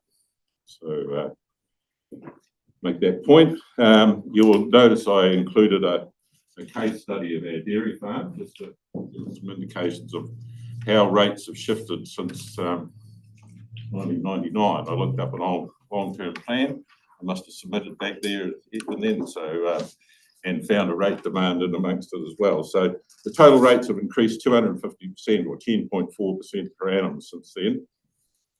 Interestingly enough, if you add the proposed rate increase this year of 23% onto that, compounding it brings it to 11.78% per annum, so up to 294%. So that's a significant shift in rate demands on what is essentially a smaller than average dairy farm in Southland. But the interesting thing is to look at the change in activity rates. It's a little wonder that you're refocusing on core business, investing in flood protection rate, because we've only shifted 2.3% per annum since 1999, and the increases in the other field have just gone what I would call exponentially increases, particularly in land sustainability. The huge increase 3 years ago was significant, and at that time you said it was to do your IT system and meet the demands of the Labor government at the time and their cost on the productive sector. So I've got the notes on how much increase there for us. I just want to talk a bit about the Stead Street pump, or the Lake Hawkins pump, because I think it illustrates some of my concerns. The cost of $9 million, or essentially the overrun of $9 million, is a cost to my business of $2,662. That's my share of the total value, capital value. And that's a significant impost for our family. Compare that with a $450,000 house at $92. But the principal beneficiary there is the airport, I would have thought, just from. So I went and had a look at what the airport made an after-tax profit of $1.119 million last year in 2023, and 375 passenger movements through the airport.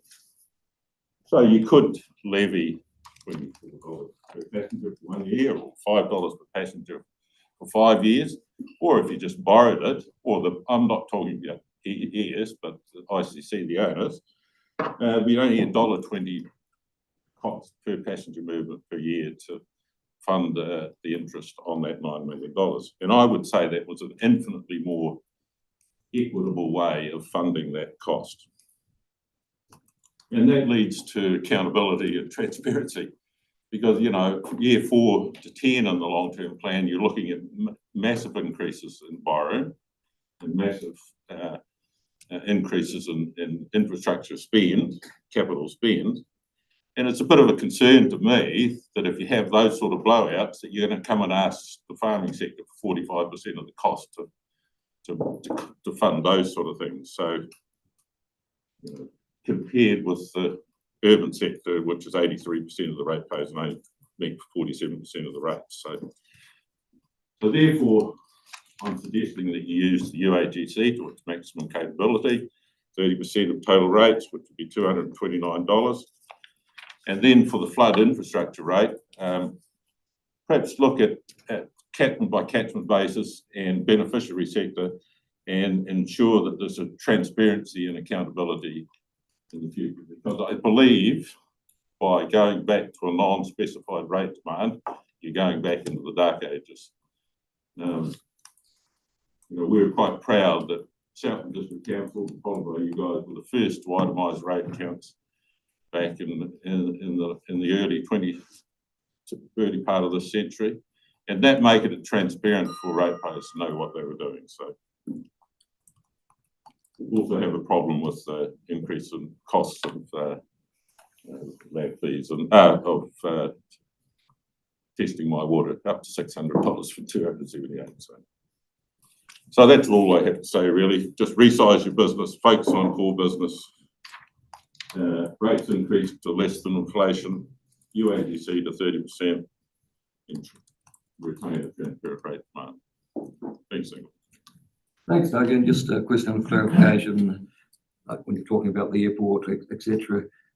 I'm assuming you're advocating perhaps a direct benefit targeted rate where new infrastructure is put in place. That's right. And I mean, say we're looking at this historically, aren't we? So you spent $18 million in the last couple of 3 years on infrastructure, which is essentially urban, and the farming sector will be paying 45% of the cost of either servicing the debt or repaying it. However you want to look at it, that's the cost to the farming sector through the new infrastructure rate. So I'm suggesting that you need to identify the beneficiary, and even that goes in the future for, you know, the flood infrastructure rate within the catchments. So you've got to identify the cost within the catchments, and then the beneficiaries. Like my 2 properties got no flood protection at all, zero. My Grover's Bush property, it's got flood banks above it, flood banks below it, but our little valley down the bottom, which a third of my property is on, is essentially a ponding area when there's a flood. So so my rates per 100,000 or per $1 million capital will be the same as somebody that's getting full flood protection above me or below me, and I suggest that's not equitable. Thanks, Mr. Chairman. Thanks very much, Doug. You're coming with solutions. It's very good. Just one of the key things that I read through a lot of the submissions is that rate review and that rate share. We had a previous submitter come in, catchment liaison committee chair, that said that's a really good thing to go to the capital value. I believe that because his his committee and the members that they represent have been paying far too much for far too long and carrying the weight. And of course, you're highlighting now that this is going to be spread, this burden's going to be spread across the region. Can you just highlight exactly why this is the case, do you think? So what I'm trying to say is that you said you have no flood protection within the property, but do you just see that within your own properties, or do you see it as a wider view around going down to that airport or travelling or goods and services back towards your farm? Yeah, well, I pay tens of thousands of dollars to the district council to ensure that my road's protected, and I assume through my, I think I pay about $8,000 between the two farms for regional council rate. Now, I assumed that I was meeting the cost of that flood management, but you see, you've taken your eye off the ball. You know, you're not spending much on flood management over the last 20 or 30, 25 years. And I'm suggesting that some of the stuff you're spending it on, which I would call non-essential or not core business, you should be resizing so that the costs can be directed to where you really want it. And I'm not going to argue capital value versus land value, but let's have a system where the beneficiaries of the service, you know, the flood banks, for argument's sake, as we're talking about here, should get some benefit. And I understand that my property collects as much rain probably per hectare as the property that's flood banked. So I understand there's a responsibility there, but I'm not getting the protection that he is in a flood event. So does that answer your question, Peter? Yeah, it sort of does. Yeah. Yeah, we're running out of time. I've got Jeremy, then Neville. Yeah, so a couple of things. Thanks for your submission, Doug. And thanks for bringing up the itemised rate accounts. Something that obviously it's good someone brought that up, so we can have a look at that. Just in regards, obviously we're getting a lot of flack saying in the 300% rate increase over the 25 years. There's obviously an indication saying, hey, it's out of control. And I just gave you a quick mention about this is in regards to when I started looking back and looking at minimum wages to what they are now. They've gone up 300% from they're $7 to $23. I know my wife's wage has gone up 300% in the same period. It's actually what we're actually doing. I know CPI has only gone up 80 or 90% in that period, but we're dealing with wages, salaries, which is a different sector. But and I was just I want your input. But in regards to this, is we most of ours is around people and salaries, and so we've worked pretty hard we've obviously got a lot more people too. We had about 80 people employed now, then we're up to 200 odd now. So effectively, when you look at those numbers, we're being pretty efficient. That we should have probably actually been almost double the rates. Might have been closer to 600%, should have gone up to effectively pay for those people. I know we get a point finger about how many people work here too. So when you look at those, the 300%, this is the question I'm going to ask. How do you feel when you look at those numbers in regards around salaries and a lot of things, houses have gone up. I do look at your property that's gone up close to 600%. You've obviously invested in dairy. I'm just trying to understand your comments on. Yeah, well, no, it was a dairy farm when they in 1999 as well. So it's gone up 600% compared to. We're not talking sheep farm versus dairy farm here. We're talking about like for like. Yeah. And, okay, there's been one new house put on it, so in that time. So just saying there is a status quo. So I'm just. Yeah. So well, all I'm saying, well, probably go to that breakdown of where you're spending it by activity. I think that is my concern. You've shifted away from your core business, managing your waterways, and I don't know, you tell me where you're spending over 100% per annum increase in land sustainability or 15% increase in general rates or biosecurity. I would suggest you've taken your eye off the real ball, and that's why you're having to refocus on flood infrastructure at the moment. And I applaud that. no problem with that at all. But then you still got to identify who's going to get the benefit. So for the first up till now, and then for the next 3 years, it's going to be all on urban protection. And that's the point I bring up the numbers, is because it tells you that I'm paying, 20, 30 times more for those costs than somebody urban living in Invercargill, Winton or Gore. And therein lies my concern. And if you don't have a relationship between the service you're providing and the funding of it, then you run into problems, in my view. Last question is Mick. That's okay, Jim. Okay. Look, thank you for coming in and presenting, Doug. You've done this a lot of times in the past, and you will get a little reply, and if you've got some questions from there after we can answer. Thank you. That's it. Yeah, no, appreciate it. Much appreciated. Thank you. Is Alana Barrett here yet? I don't. She's not. So we'll go to Andrew. Welcome, Andrew.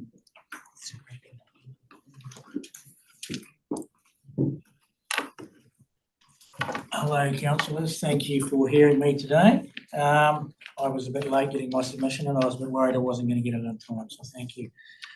I spent the weekend reading the submissions, and I've broken, as I presented my submission, in two parts. One was the ask around the works program and the budget increases, and the other one was around the revenue and the financing policy. So when I read these submissions over the weekend, it did seriously align with where I did my first presentation. There's a lot of fear and angst out there around how we're going to pay for these things.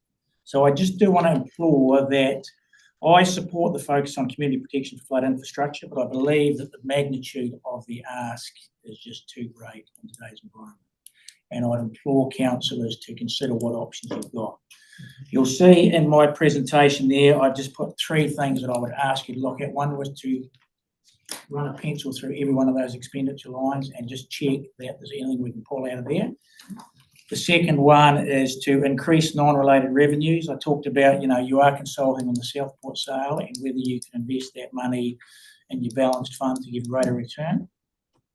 You do have accumulated surpluses that you could consider what you do with them. I think you're sitting on 30 million accumulated surpluses. So when you're asking for a 2.3 million here for the flood protection, as I say, which I do support, I would ask you to go back into those two items. The third one is whether you should stagger or phase the flood infrastructure and consult further with the community.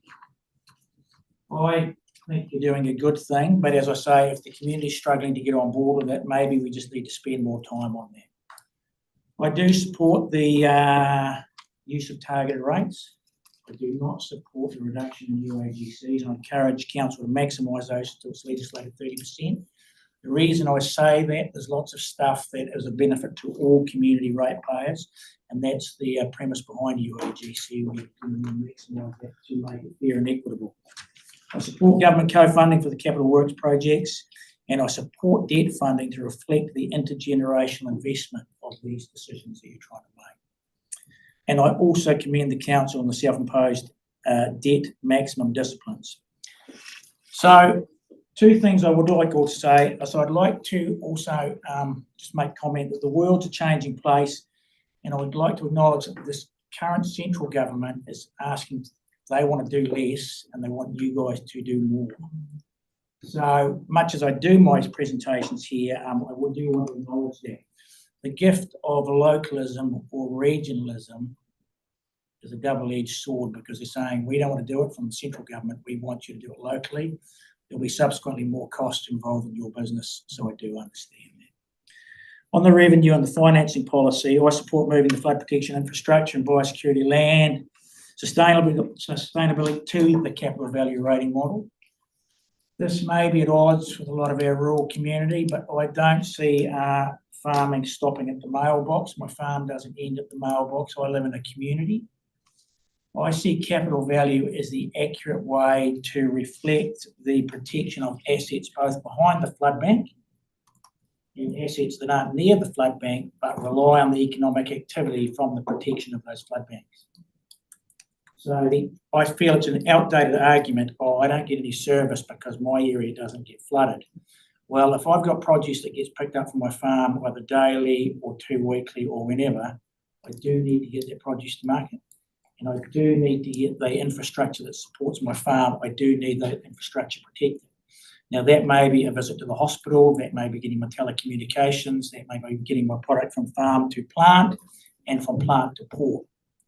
So, as I say, I take a holistic view to this. I support the capital value rating. Rates for flood infrastructure, in essence, support assets, and assets are reflected in capital value. So, as I say, irrespective of whether you sit behind the flood bank or further away from the flood bank, I still think it's appropriate. The one thing that I have picked up from the submissions, and I think it's 100% appropriate, is if we are going to capital value, I think you need to give a surety that where you collect the capital value rating in those FMUs or whatever, that there is a degree of transparency that they are used within those FMUs. Well, I think that's only appropriate because that goes to the premise that if you are taxing me or rating me for something, there has to be a linkage to my community or where it's delivering.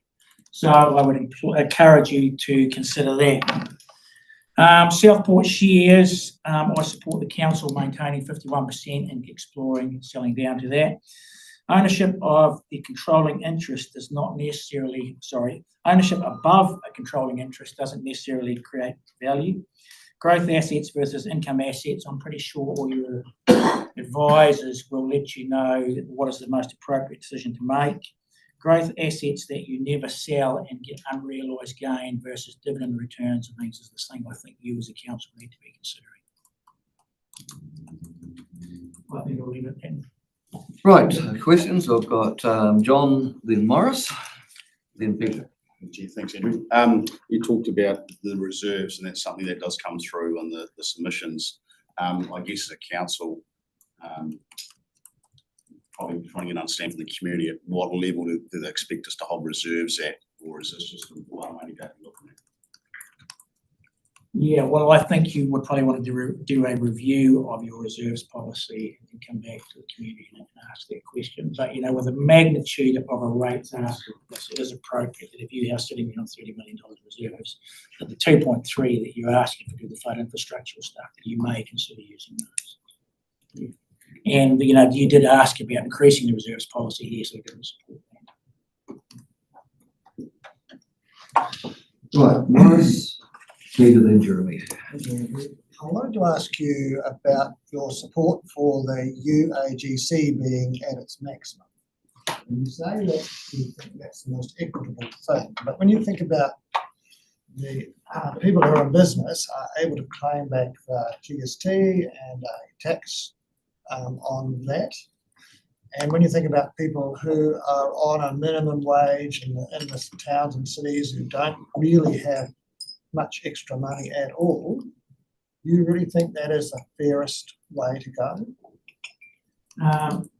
So that goes back to my magnitude discussion. You know, the magnitude or the fear of the submitters that I read was more the magnitude of the lies. When you get appropriate apportionment and you're only doing sensible magnitude asks, I think that's an appropriate conversation.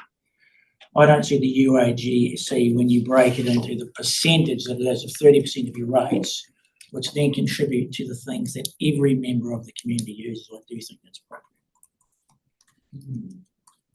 More personal belief. Thanks, Mr. Chairman. Thanks, Andrew. I've got a quote here I'm going to throw back at you for some more comment.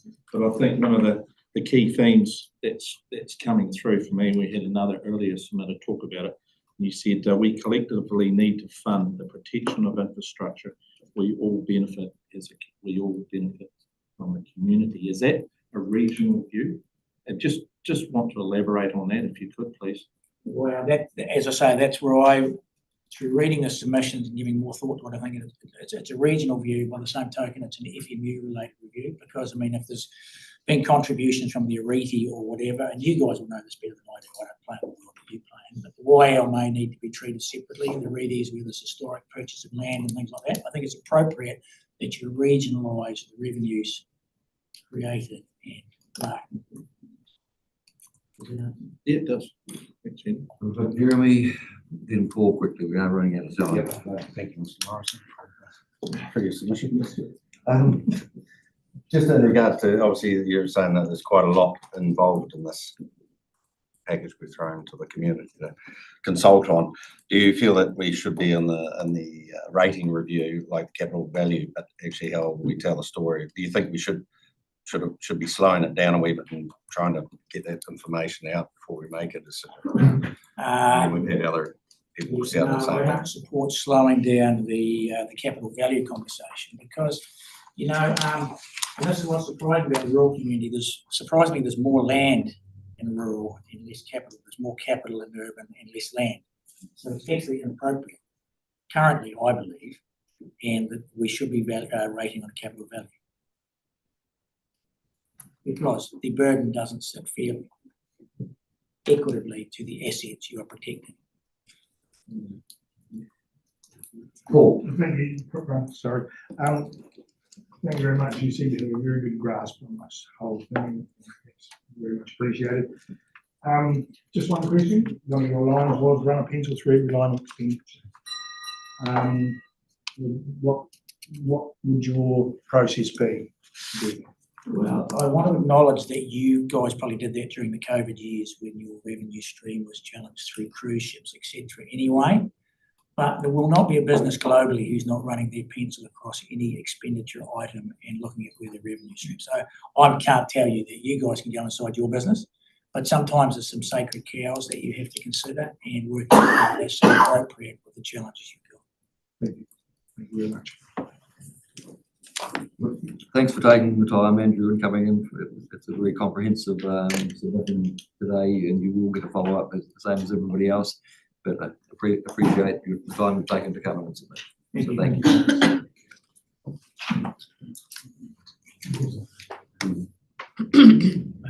We haven't got Alana Barrett yet.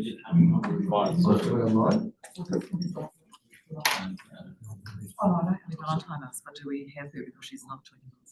So I think they've just gone out to find her, so a lot of that. Try and see if she can come up early. Yeah, no, we're just checking those to see if she's free. No, that's because this is the lead up to the adjournment, and then we're starting at 6:30.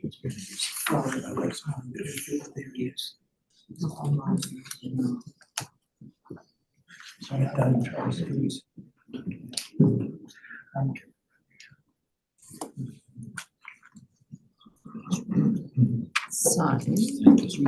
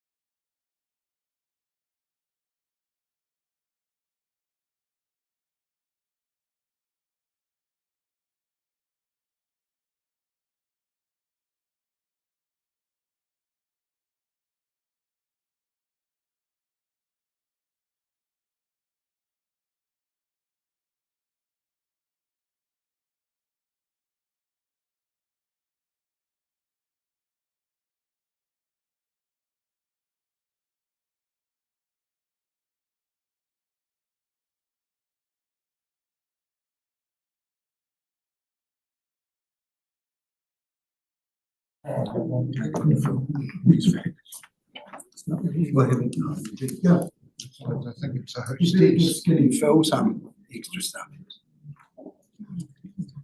We're all good to go? Yes. Welcome back to the submission process. So have we, I know we're slightly ahead of schedule, but is Liam here? Welcome, Liam. Liam, come forward. Just letting you know that the meeting is being live streamed, and the panel will have your full copy of your submission.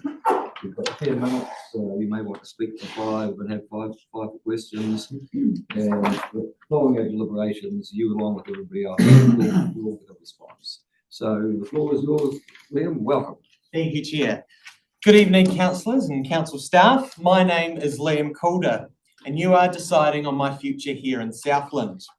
In particular, I'm here to speak on drastically improving youth engagement. I'm here tonight not just to represent myself, but to all rangatahi who currently are unable to voice their concerns about their environment and their region, and an environment which is safe, engaging and youth-focused. Environment Southland is the only council in the region where people from all areas of the region come together. This would be an ideal place to bring young people together to share their concerns about Southland. Think of the submissions you've heard and seen today. What's the general age of the submitters? To ensure young people stay in Southland when they grow up, why not engage with them on their issues in their region and problems that will affect them in their lifetimes?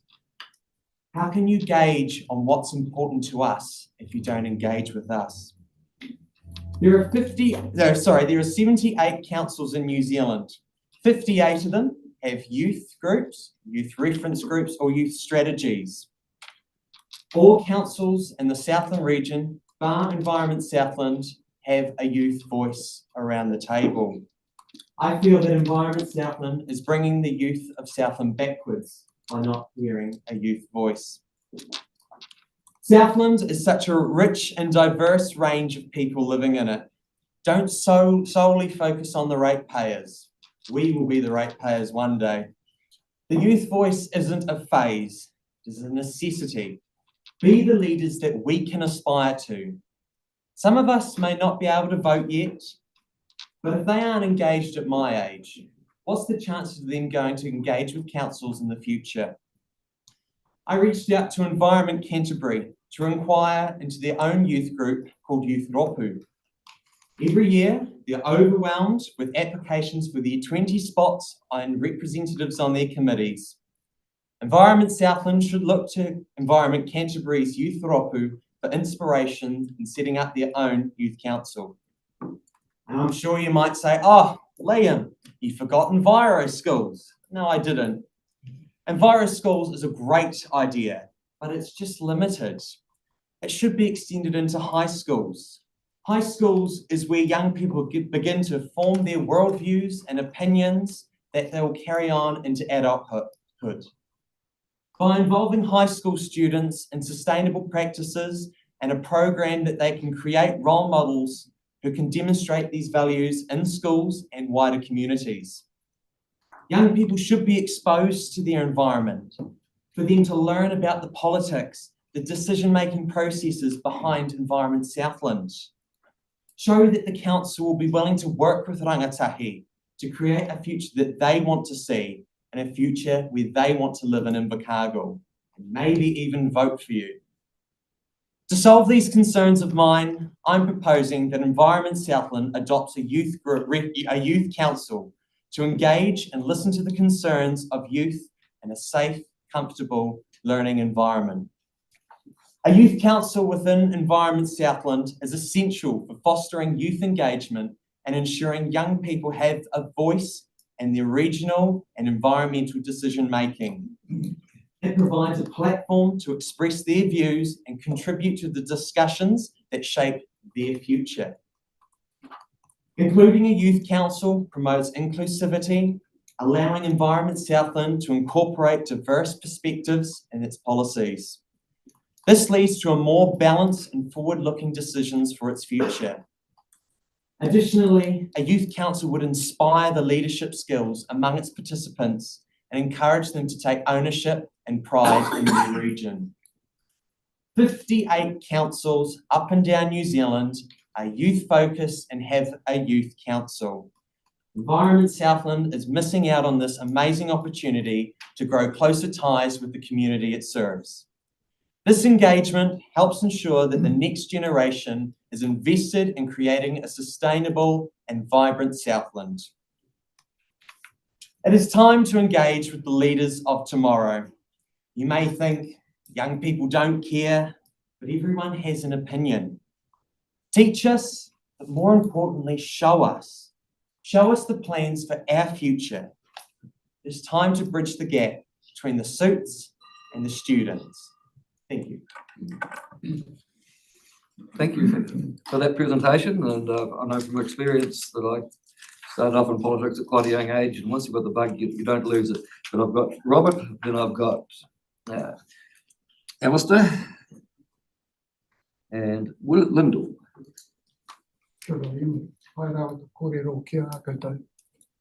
Well spoken. I have a question for you, which leads on to another question if you answer in the affirmative. Are you a EnviroSchool student? Did you go through the program? No, I did not. Then I can't ask my second question. But if you get the opportunity to become a teacher. Liam, would you care to outline how you might see the structure of bringing youth into Environment Southland? It's intimidating sitting here, seeing everyone around the table that you've never seen before. In my experience on youth reference groups and youth councils, is just go and speak to the people at ground level and hear their concerns and opinions and ask them how they would fix it. And then take their opinion and bring it back to the council table. Does that answer your question? Yep, thank you. Lyndall. Thanks, Chairman. Thanks, Liam. Along the similar lines as Councillor Gibson's question, really, but as in terms of, you mentioned a youth strategy. So what would be a kind of a medium-term outcome of a strategy, do you think? I think especially during the consultation for the long-term plan, I didn't see much youth engagement on there. So going to other youth councils in the regions like Gore, Invercargill and Southland District, or even going to into schools, if that's something you can do. To furthering that, I'd say just more focus on hearing their voice out. Even though I know that not all of us pay rates and are able to vote yet. Does that answer your question? Yeah, kind of. Yeah. Jeremy, then Peter. I was just going to ask Liam, I said, are you looking for a job? The way you presented well, I think Nickel might be standing down next time. You actually lead very well. So I just said, really certainly take on board. It's something we should be certainly having a look at in the future. Peter. Thanks, Mr. Chairman. Thanks, Liam. This council is involved in cross-council committees too. For example, we have the regional climate change working group. Is that something for an entry place as opposed to, well, could be on committees too, on councils too, in this regional area? It'd be a great place to start, especially with cross-council, because Gore, Southland, all have youth councils, and you can gauge the youth voice, because what someone thinks in Invercargill might be different what someone thinks in Gore. So I think that'd be a great place to start there. Presentation. One more, then last one. Go. Thanks, Liam. No, I think everybody's very impressed. I didn't quite get how we should go about incorporating the youth view. I think you said we should go out to maybe to high schools or other youth groups. It would be important that we went to all the parts of Southland. How do you see that? How do you see that working? Would councillors, would we set up a meeting somewhere and invite people in, or go to schools, or what? I did a count. There's 82 schools in Southland, so it's quite a job to get around all of them. It's a very good question. We've, because I'm on the Invercargill City Youth Council, and we've tried consulting with young people, and they just don't want to sit down and listen to you blabber on. I think nice, quick and smart. At the Invercargill City Council long-term plan submission, we talked about having like a pocket-size LTP, just break down the key points and make it easy to submit. Because even I'm not too tech savvy, and I had a bit of struggle submitting to here. So I think break it down to language they can understand. We might not understand where all the finances come from or what the flood protection would look like. I know that's what your long-term plan's focusing on. So break it down on how it can look for our future. Thanks. Thank you for coming in and presenting. It's actually quite refreshing to have a youthful view, and you will get a reply, and other councils will probably give a bit of thought to your suggestions. I'm interested to know how many regional councils have actually been involved. Sometimes of the number, I suspect a lot are territorials, but obviously ECAN have done something. So look, thank you for coming in, and you will hear back from us afterwards. Thank you, Chair.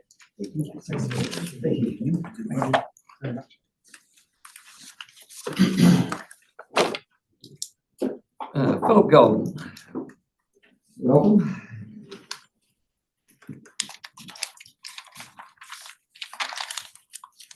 Good evening, councillors. My name is Phil Golden. I'm the Vice Chairman of the Southern Pest Eradication Society. We're run by volunteers and we are contracted for pest eradication in Southern Southland.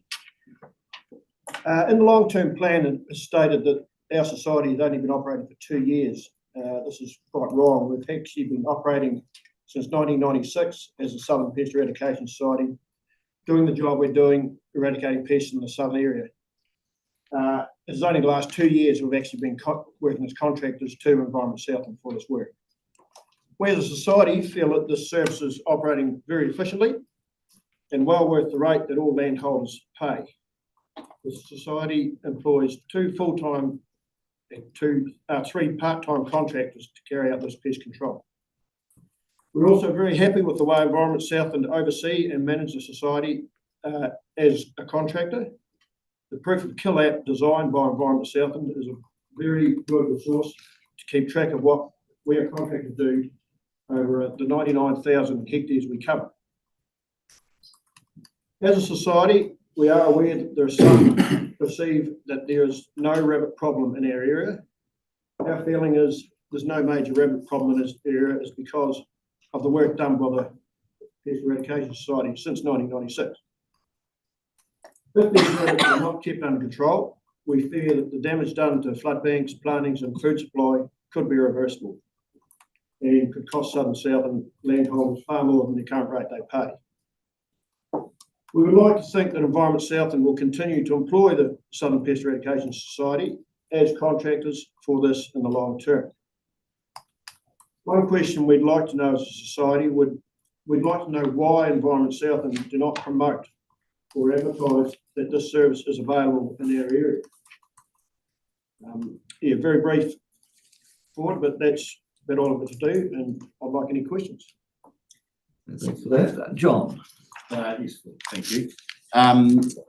Reading through all the submissions, what I did notice was the ones that support definitely an understanding that this was a targeted rate for a targeted area. Yes. So those that did look through it and see how it's actually structured were in full support. I guess my question is more around, you guys used the last 2 years different structure. Yes. And if Southland did see the value in it, how would you duplicate or grow this? What would your advice be to council?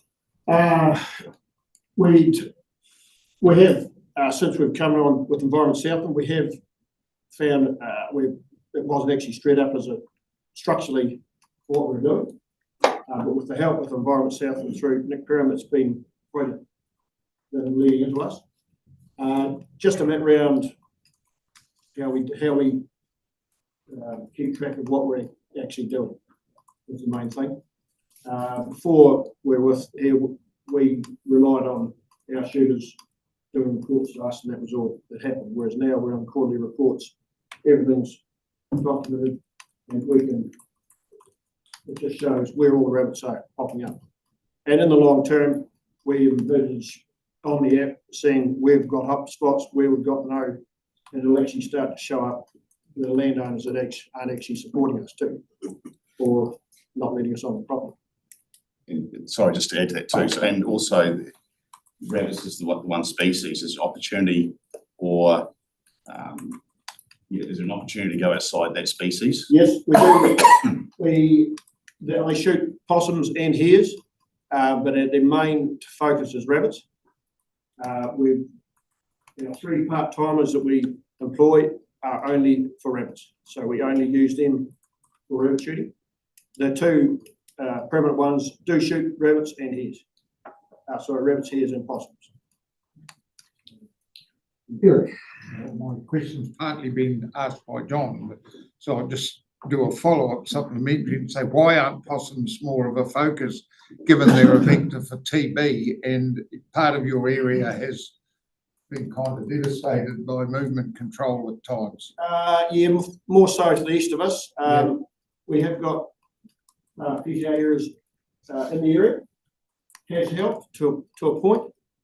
That's probably another argument for another day on them, but yeah, the possum numbers, we'd like to keep the rabbits under control.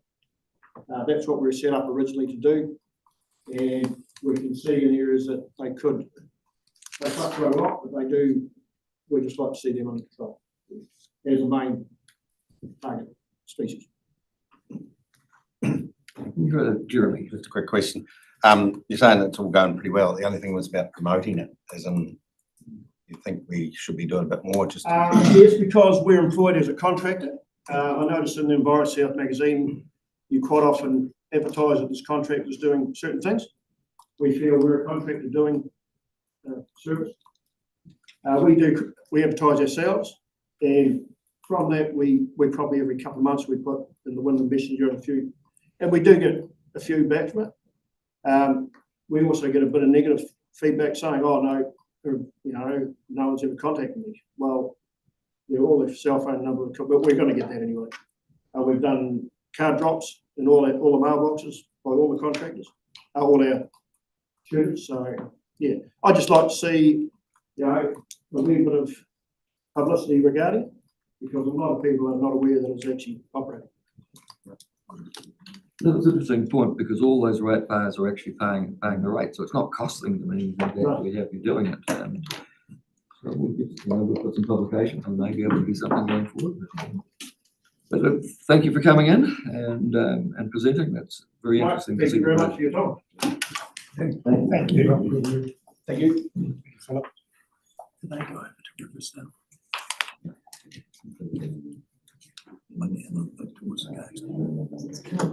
I understand we've got Sally McIntyre is not coming in. Cheryl Snyder's not coming in, I'm hearing. Or Chris Edgerton. So we have Carmen Stewart.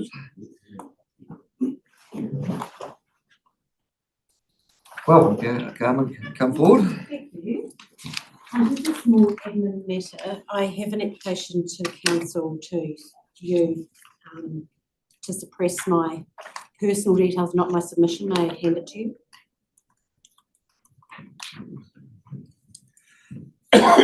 No issue with what I say or my name, it's just my personal details.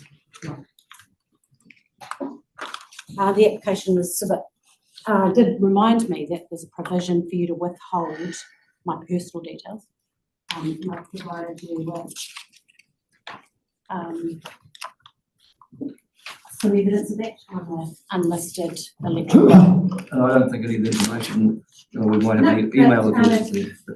No, but it's my personal address and my phone number. I just want to make sure that that can be and is agreed that will be withheld before I say any more.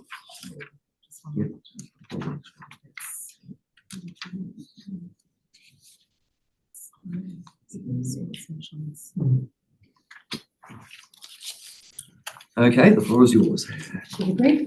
Thank you. So thank you very much for allowing some of us, I'm sure it's going to be a very, very long week, to come and speak to you. And we're really, really pleased that we have a council made up of a lot of different people from a lot of walks of life, and that we can trust that will be heard when we have some concerns. So thank you for letting us come today. So my name's Carmen Stewart. I am a born and bred South African. Very proud of that. But today I feel... I'm sorry to interrupt you. You wanted to wait to know that was okay. It's okay for an speaker to suppress this, but I'm just concerned that we may actually have it in submission. So if you don't want to speak, just confirm whether I'm we happy actually to got speak, that. but you will do it. I'll just go to check and see whether Thanks. Thanks. I feel quite strongly about in today's fiscal climate, there are words that most governments at the moment agencies are insisting on, it's called fiscal responsibility. It's today's financial catchphrase. Now, the statement of proposal, the draft document by Environment Southland said that we'll be posting every ratepayer a letter telling you about your rates, how they'll be affected by the proposal. Now, I'm not sure why Environment Southland decided not to post every ratepayer letter, but I do suppose and hope it's possibly the cost. I hope it was the cost, because I imagine that would be quite an onerous task and expense when we're asking you not to be fiscally responsible.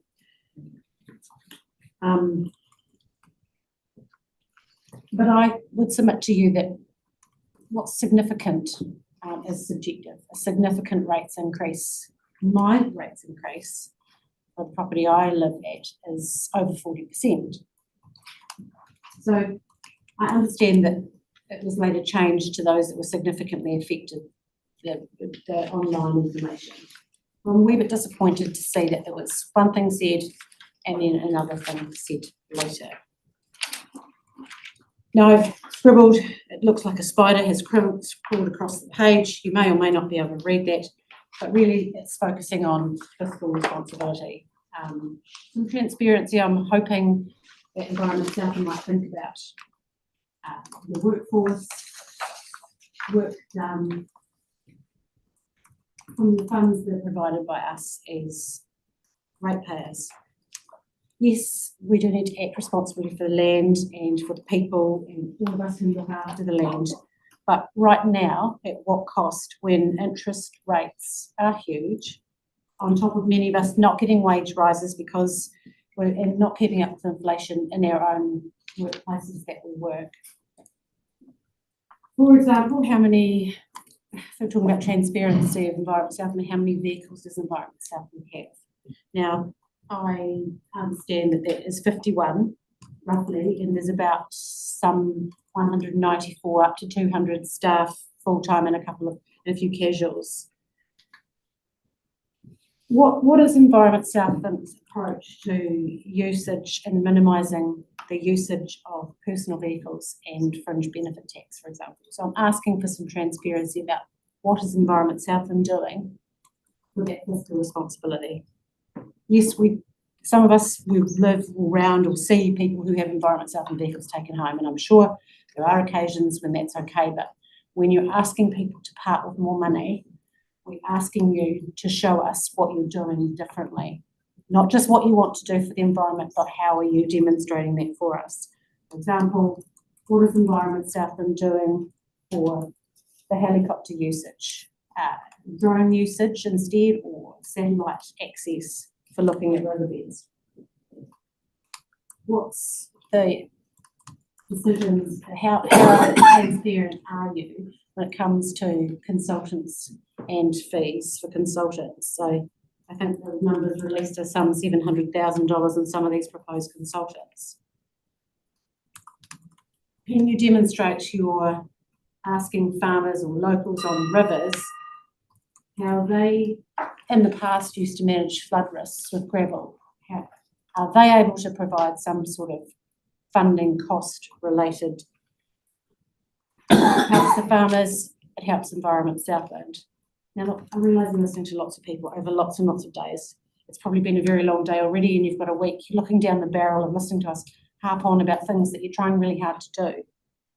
But I grew up in the 1980s as a Southland farmer's daughter. Now, I talk about interest rates being high, and some of you might nod at 20-odd% farming rates when your parents had to build their own impaler or accumulator, or you didn't do it, you fixed it yourself. You baked, you did everything you possibly could.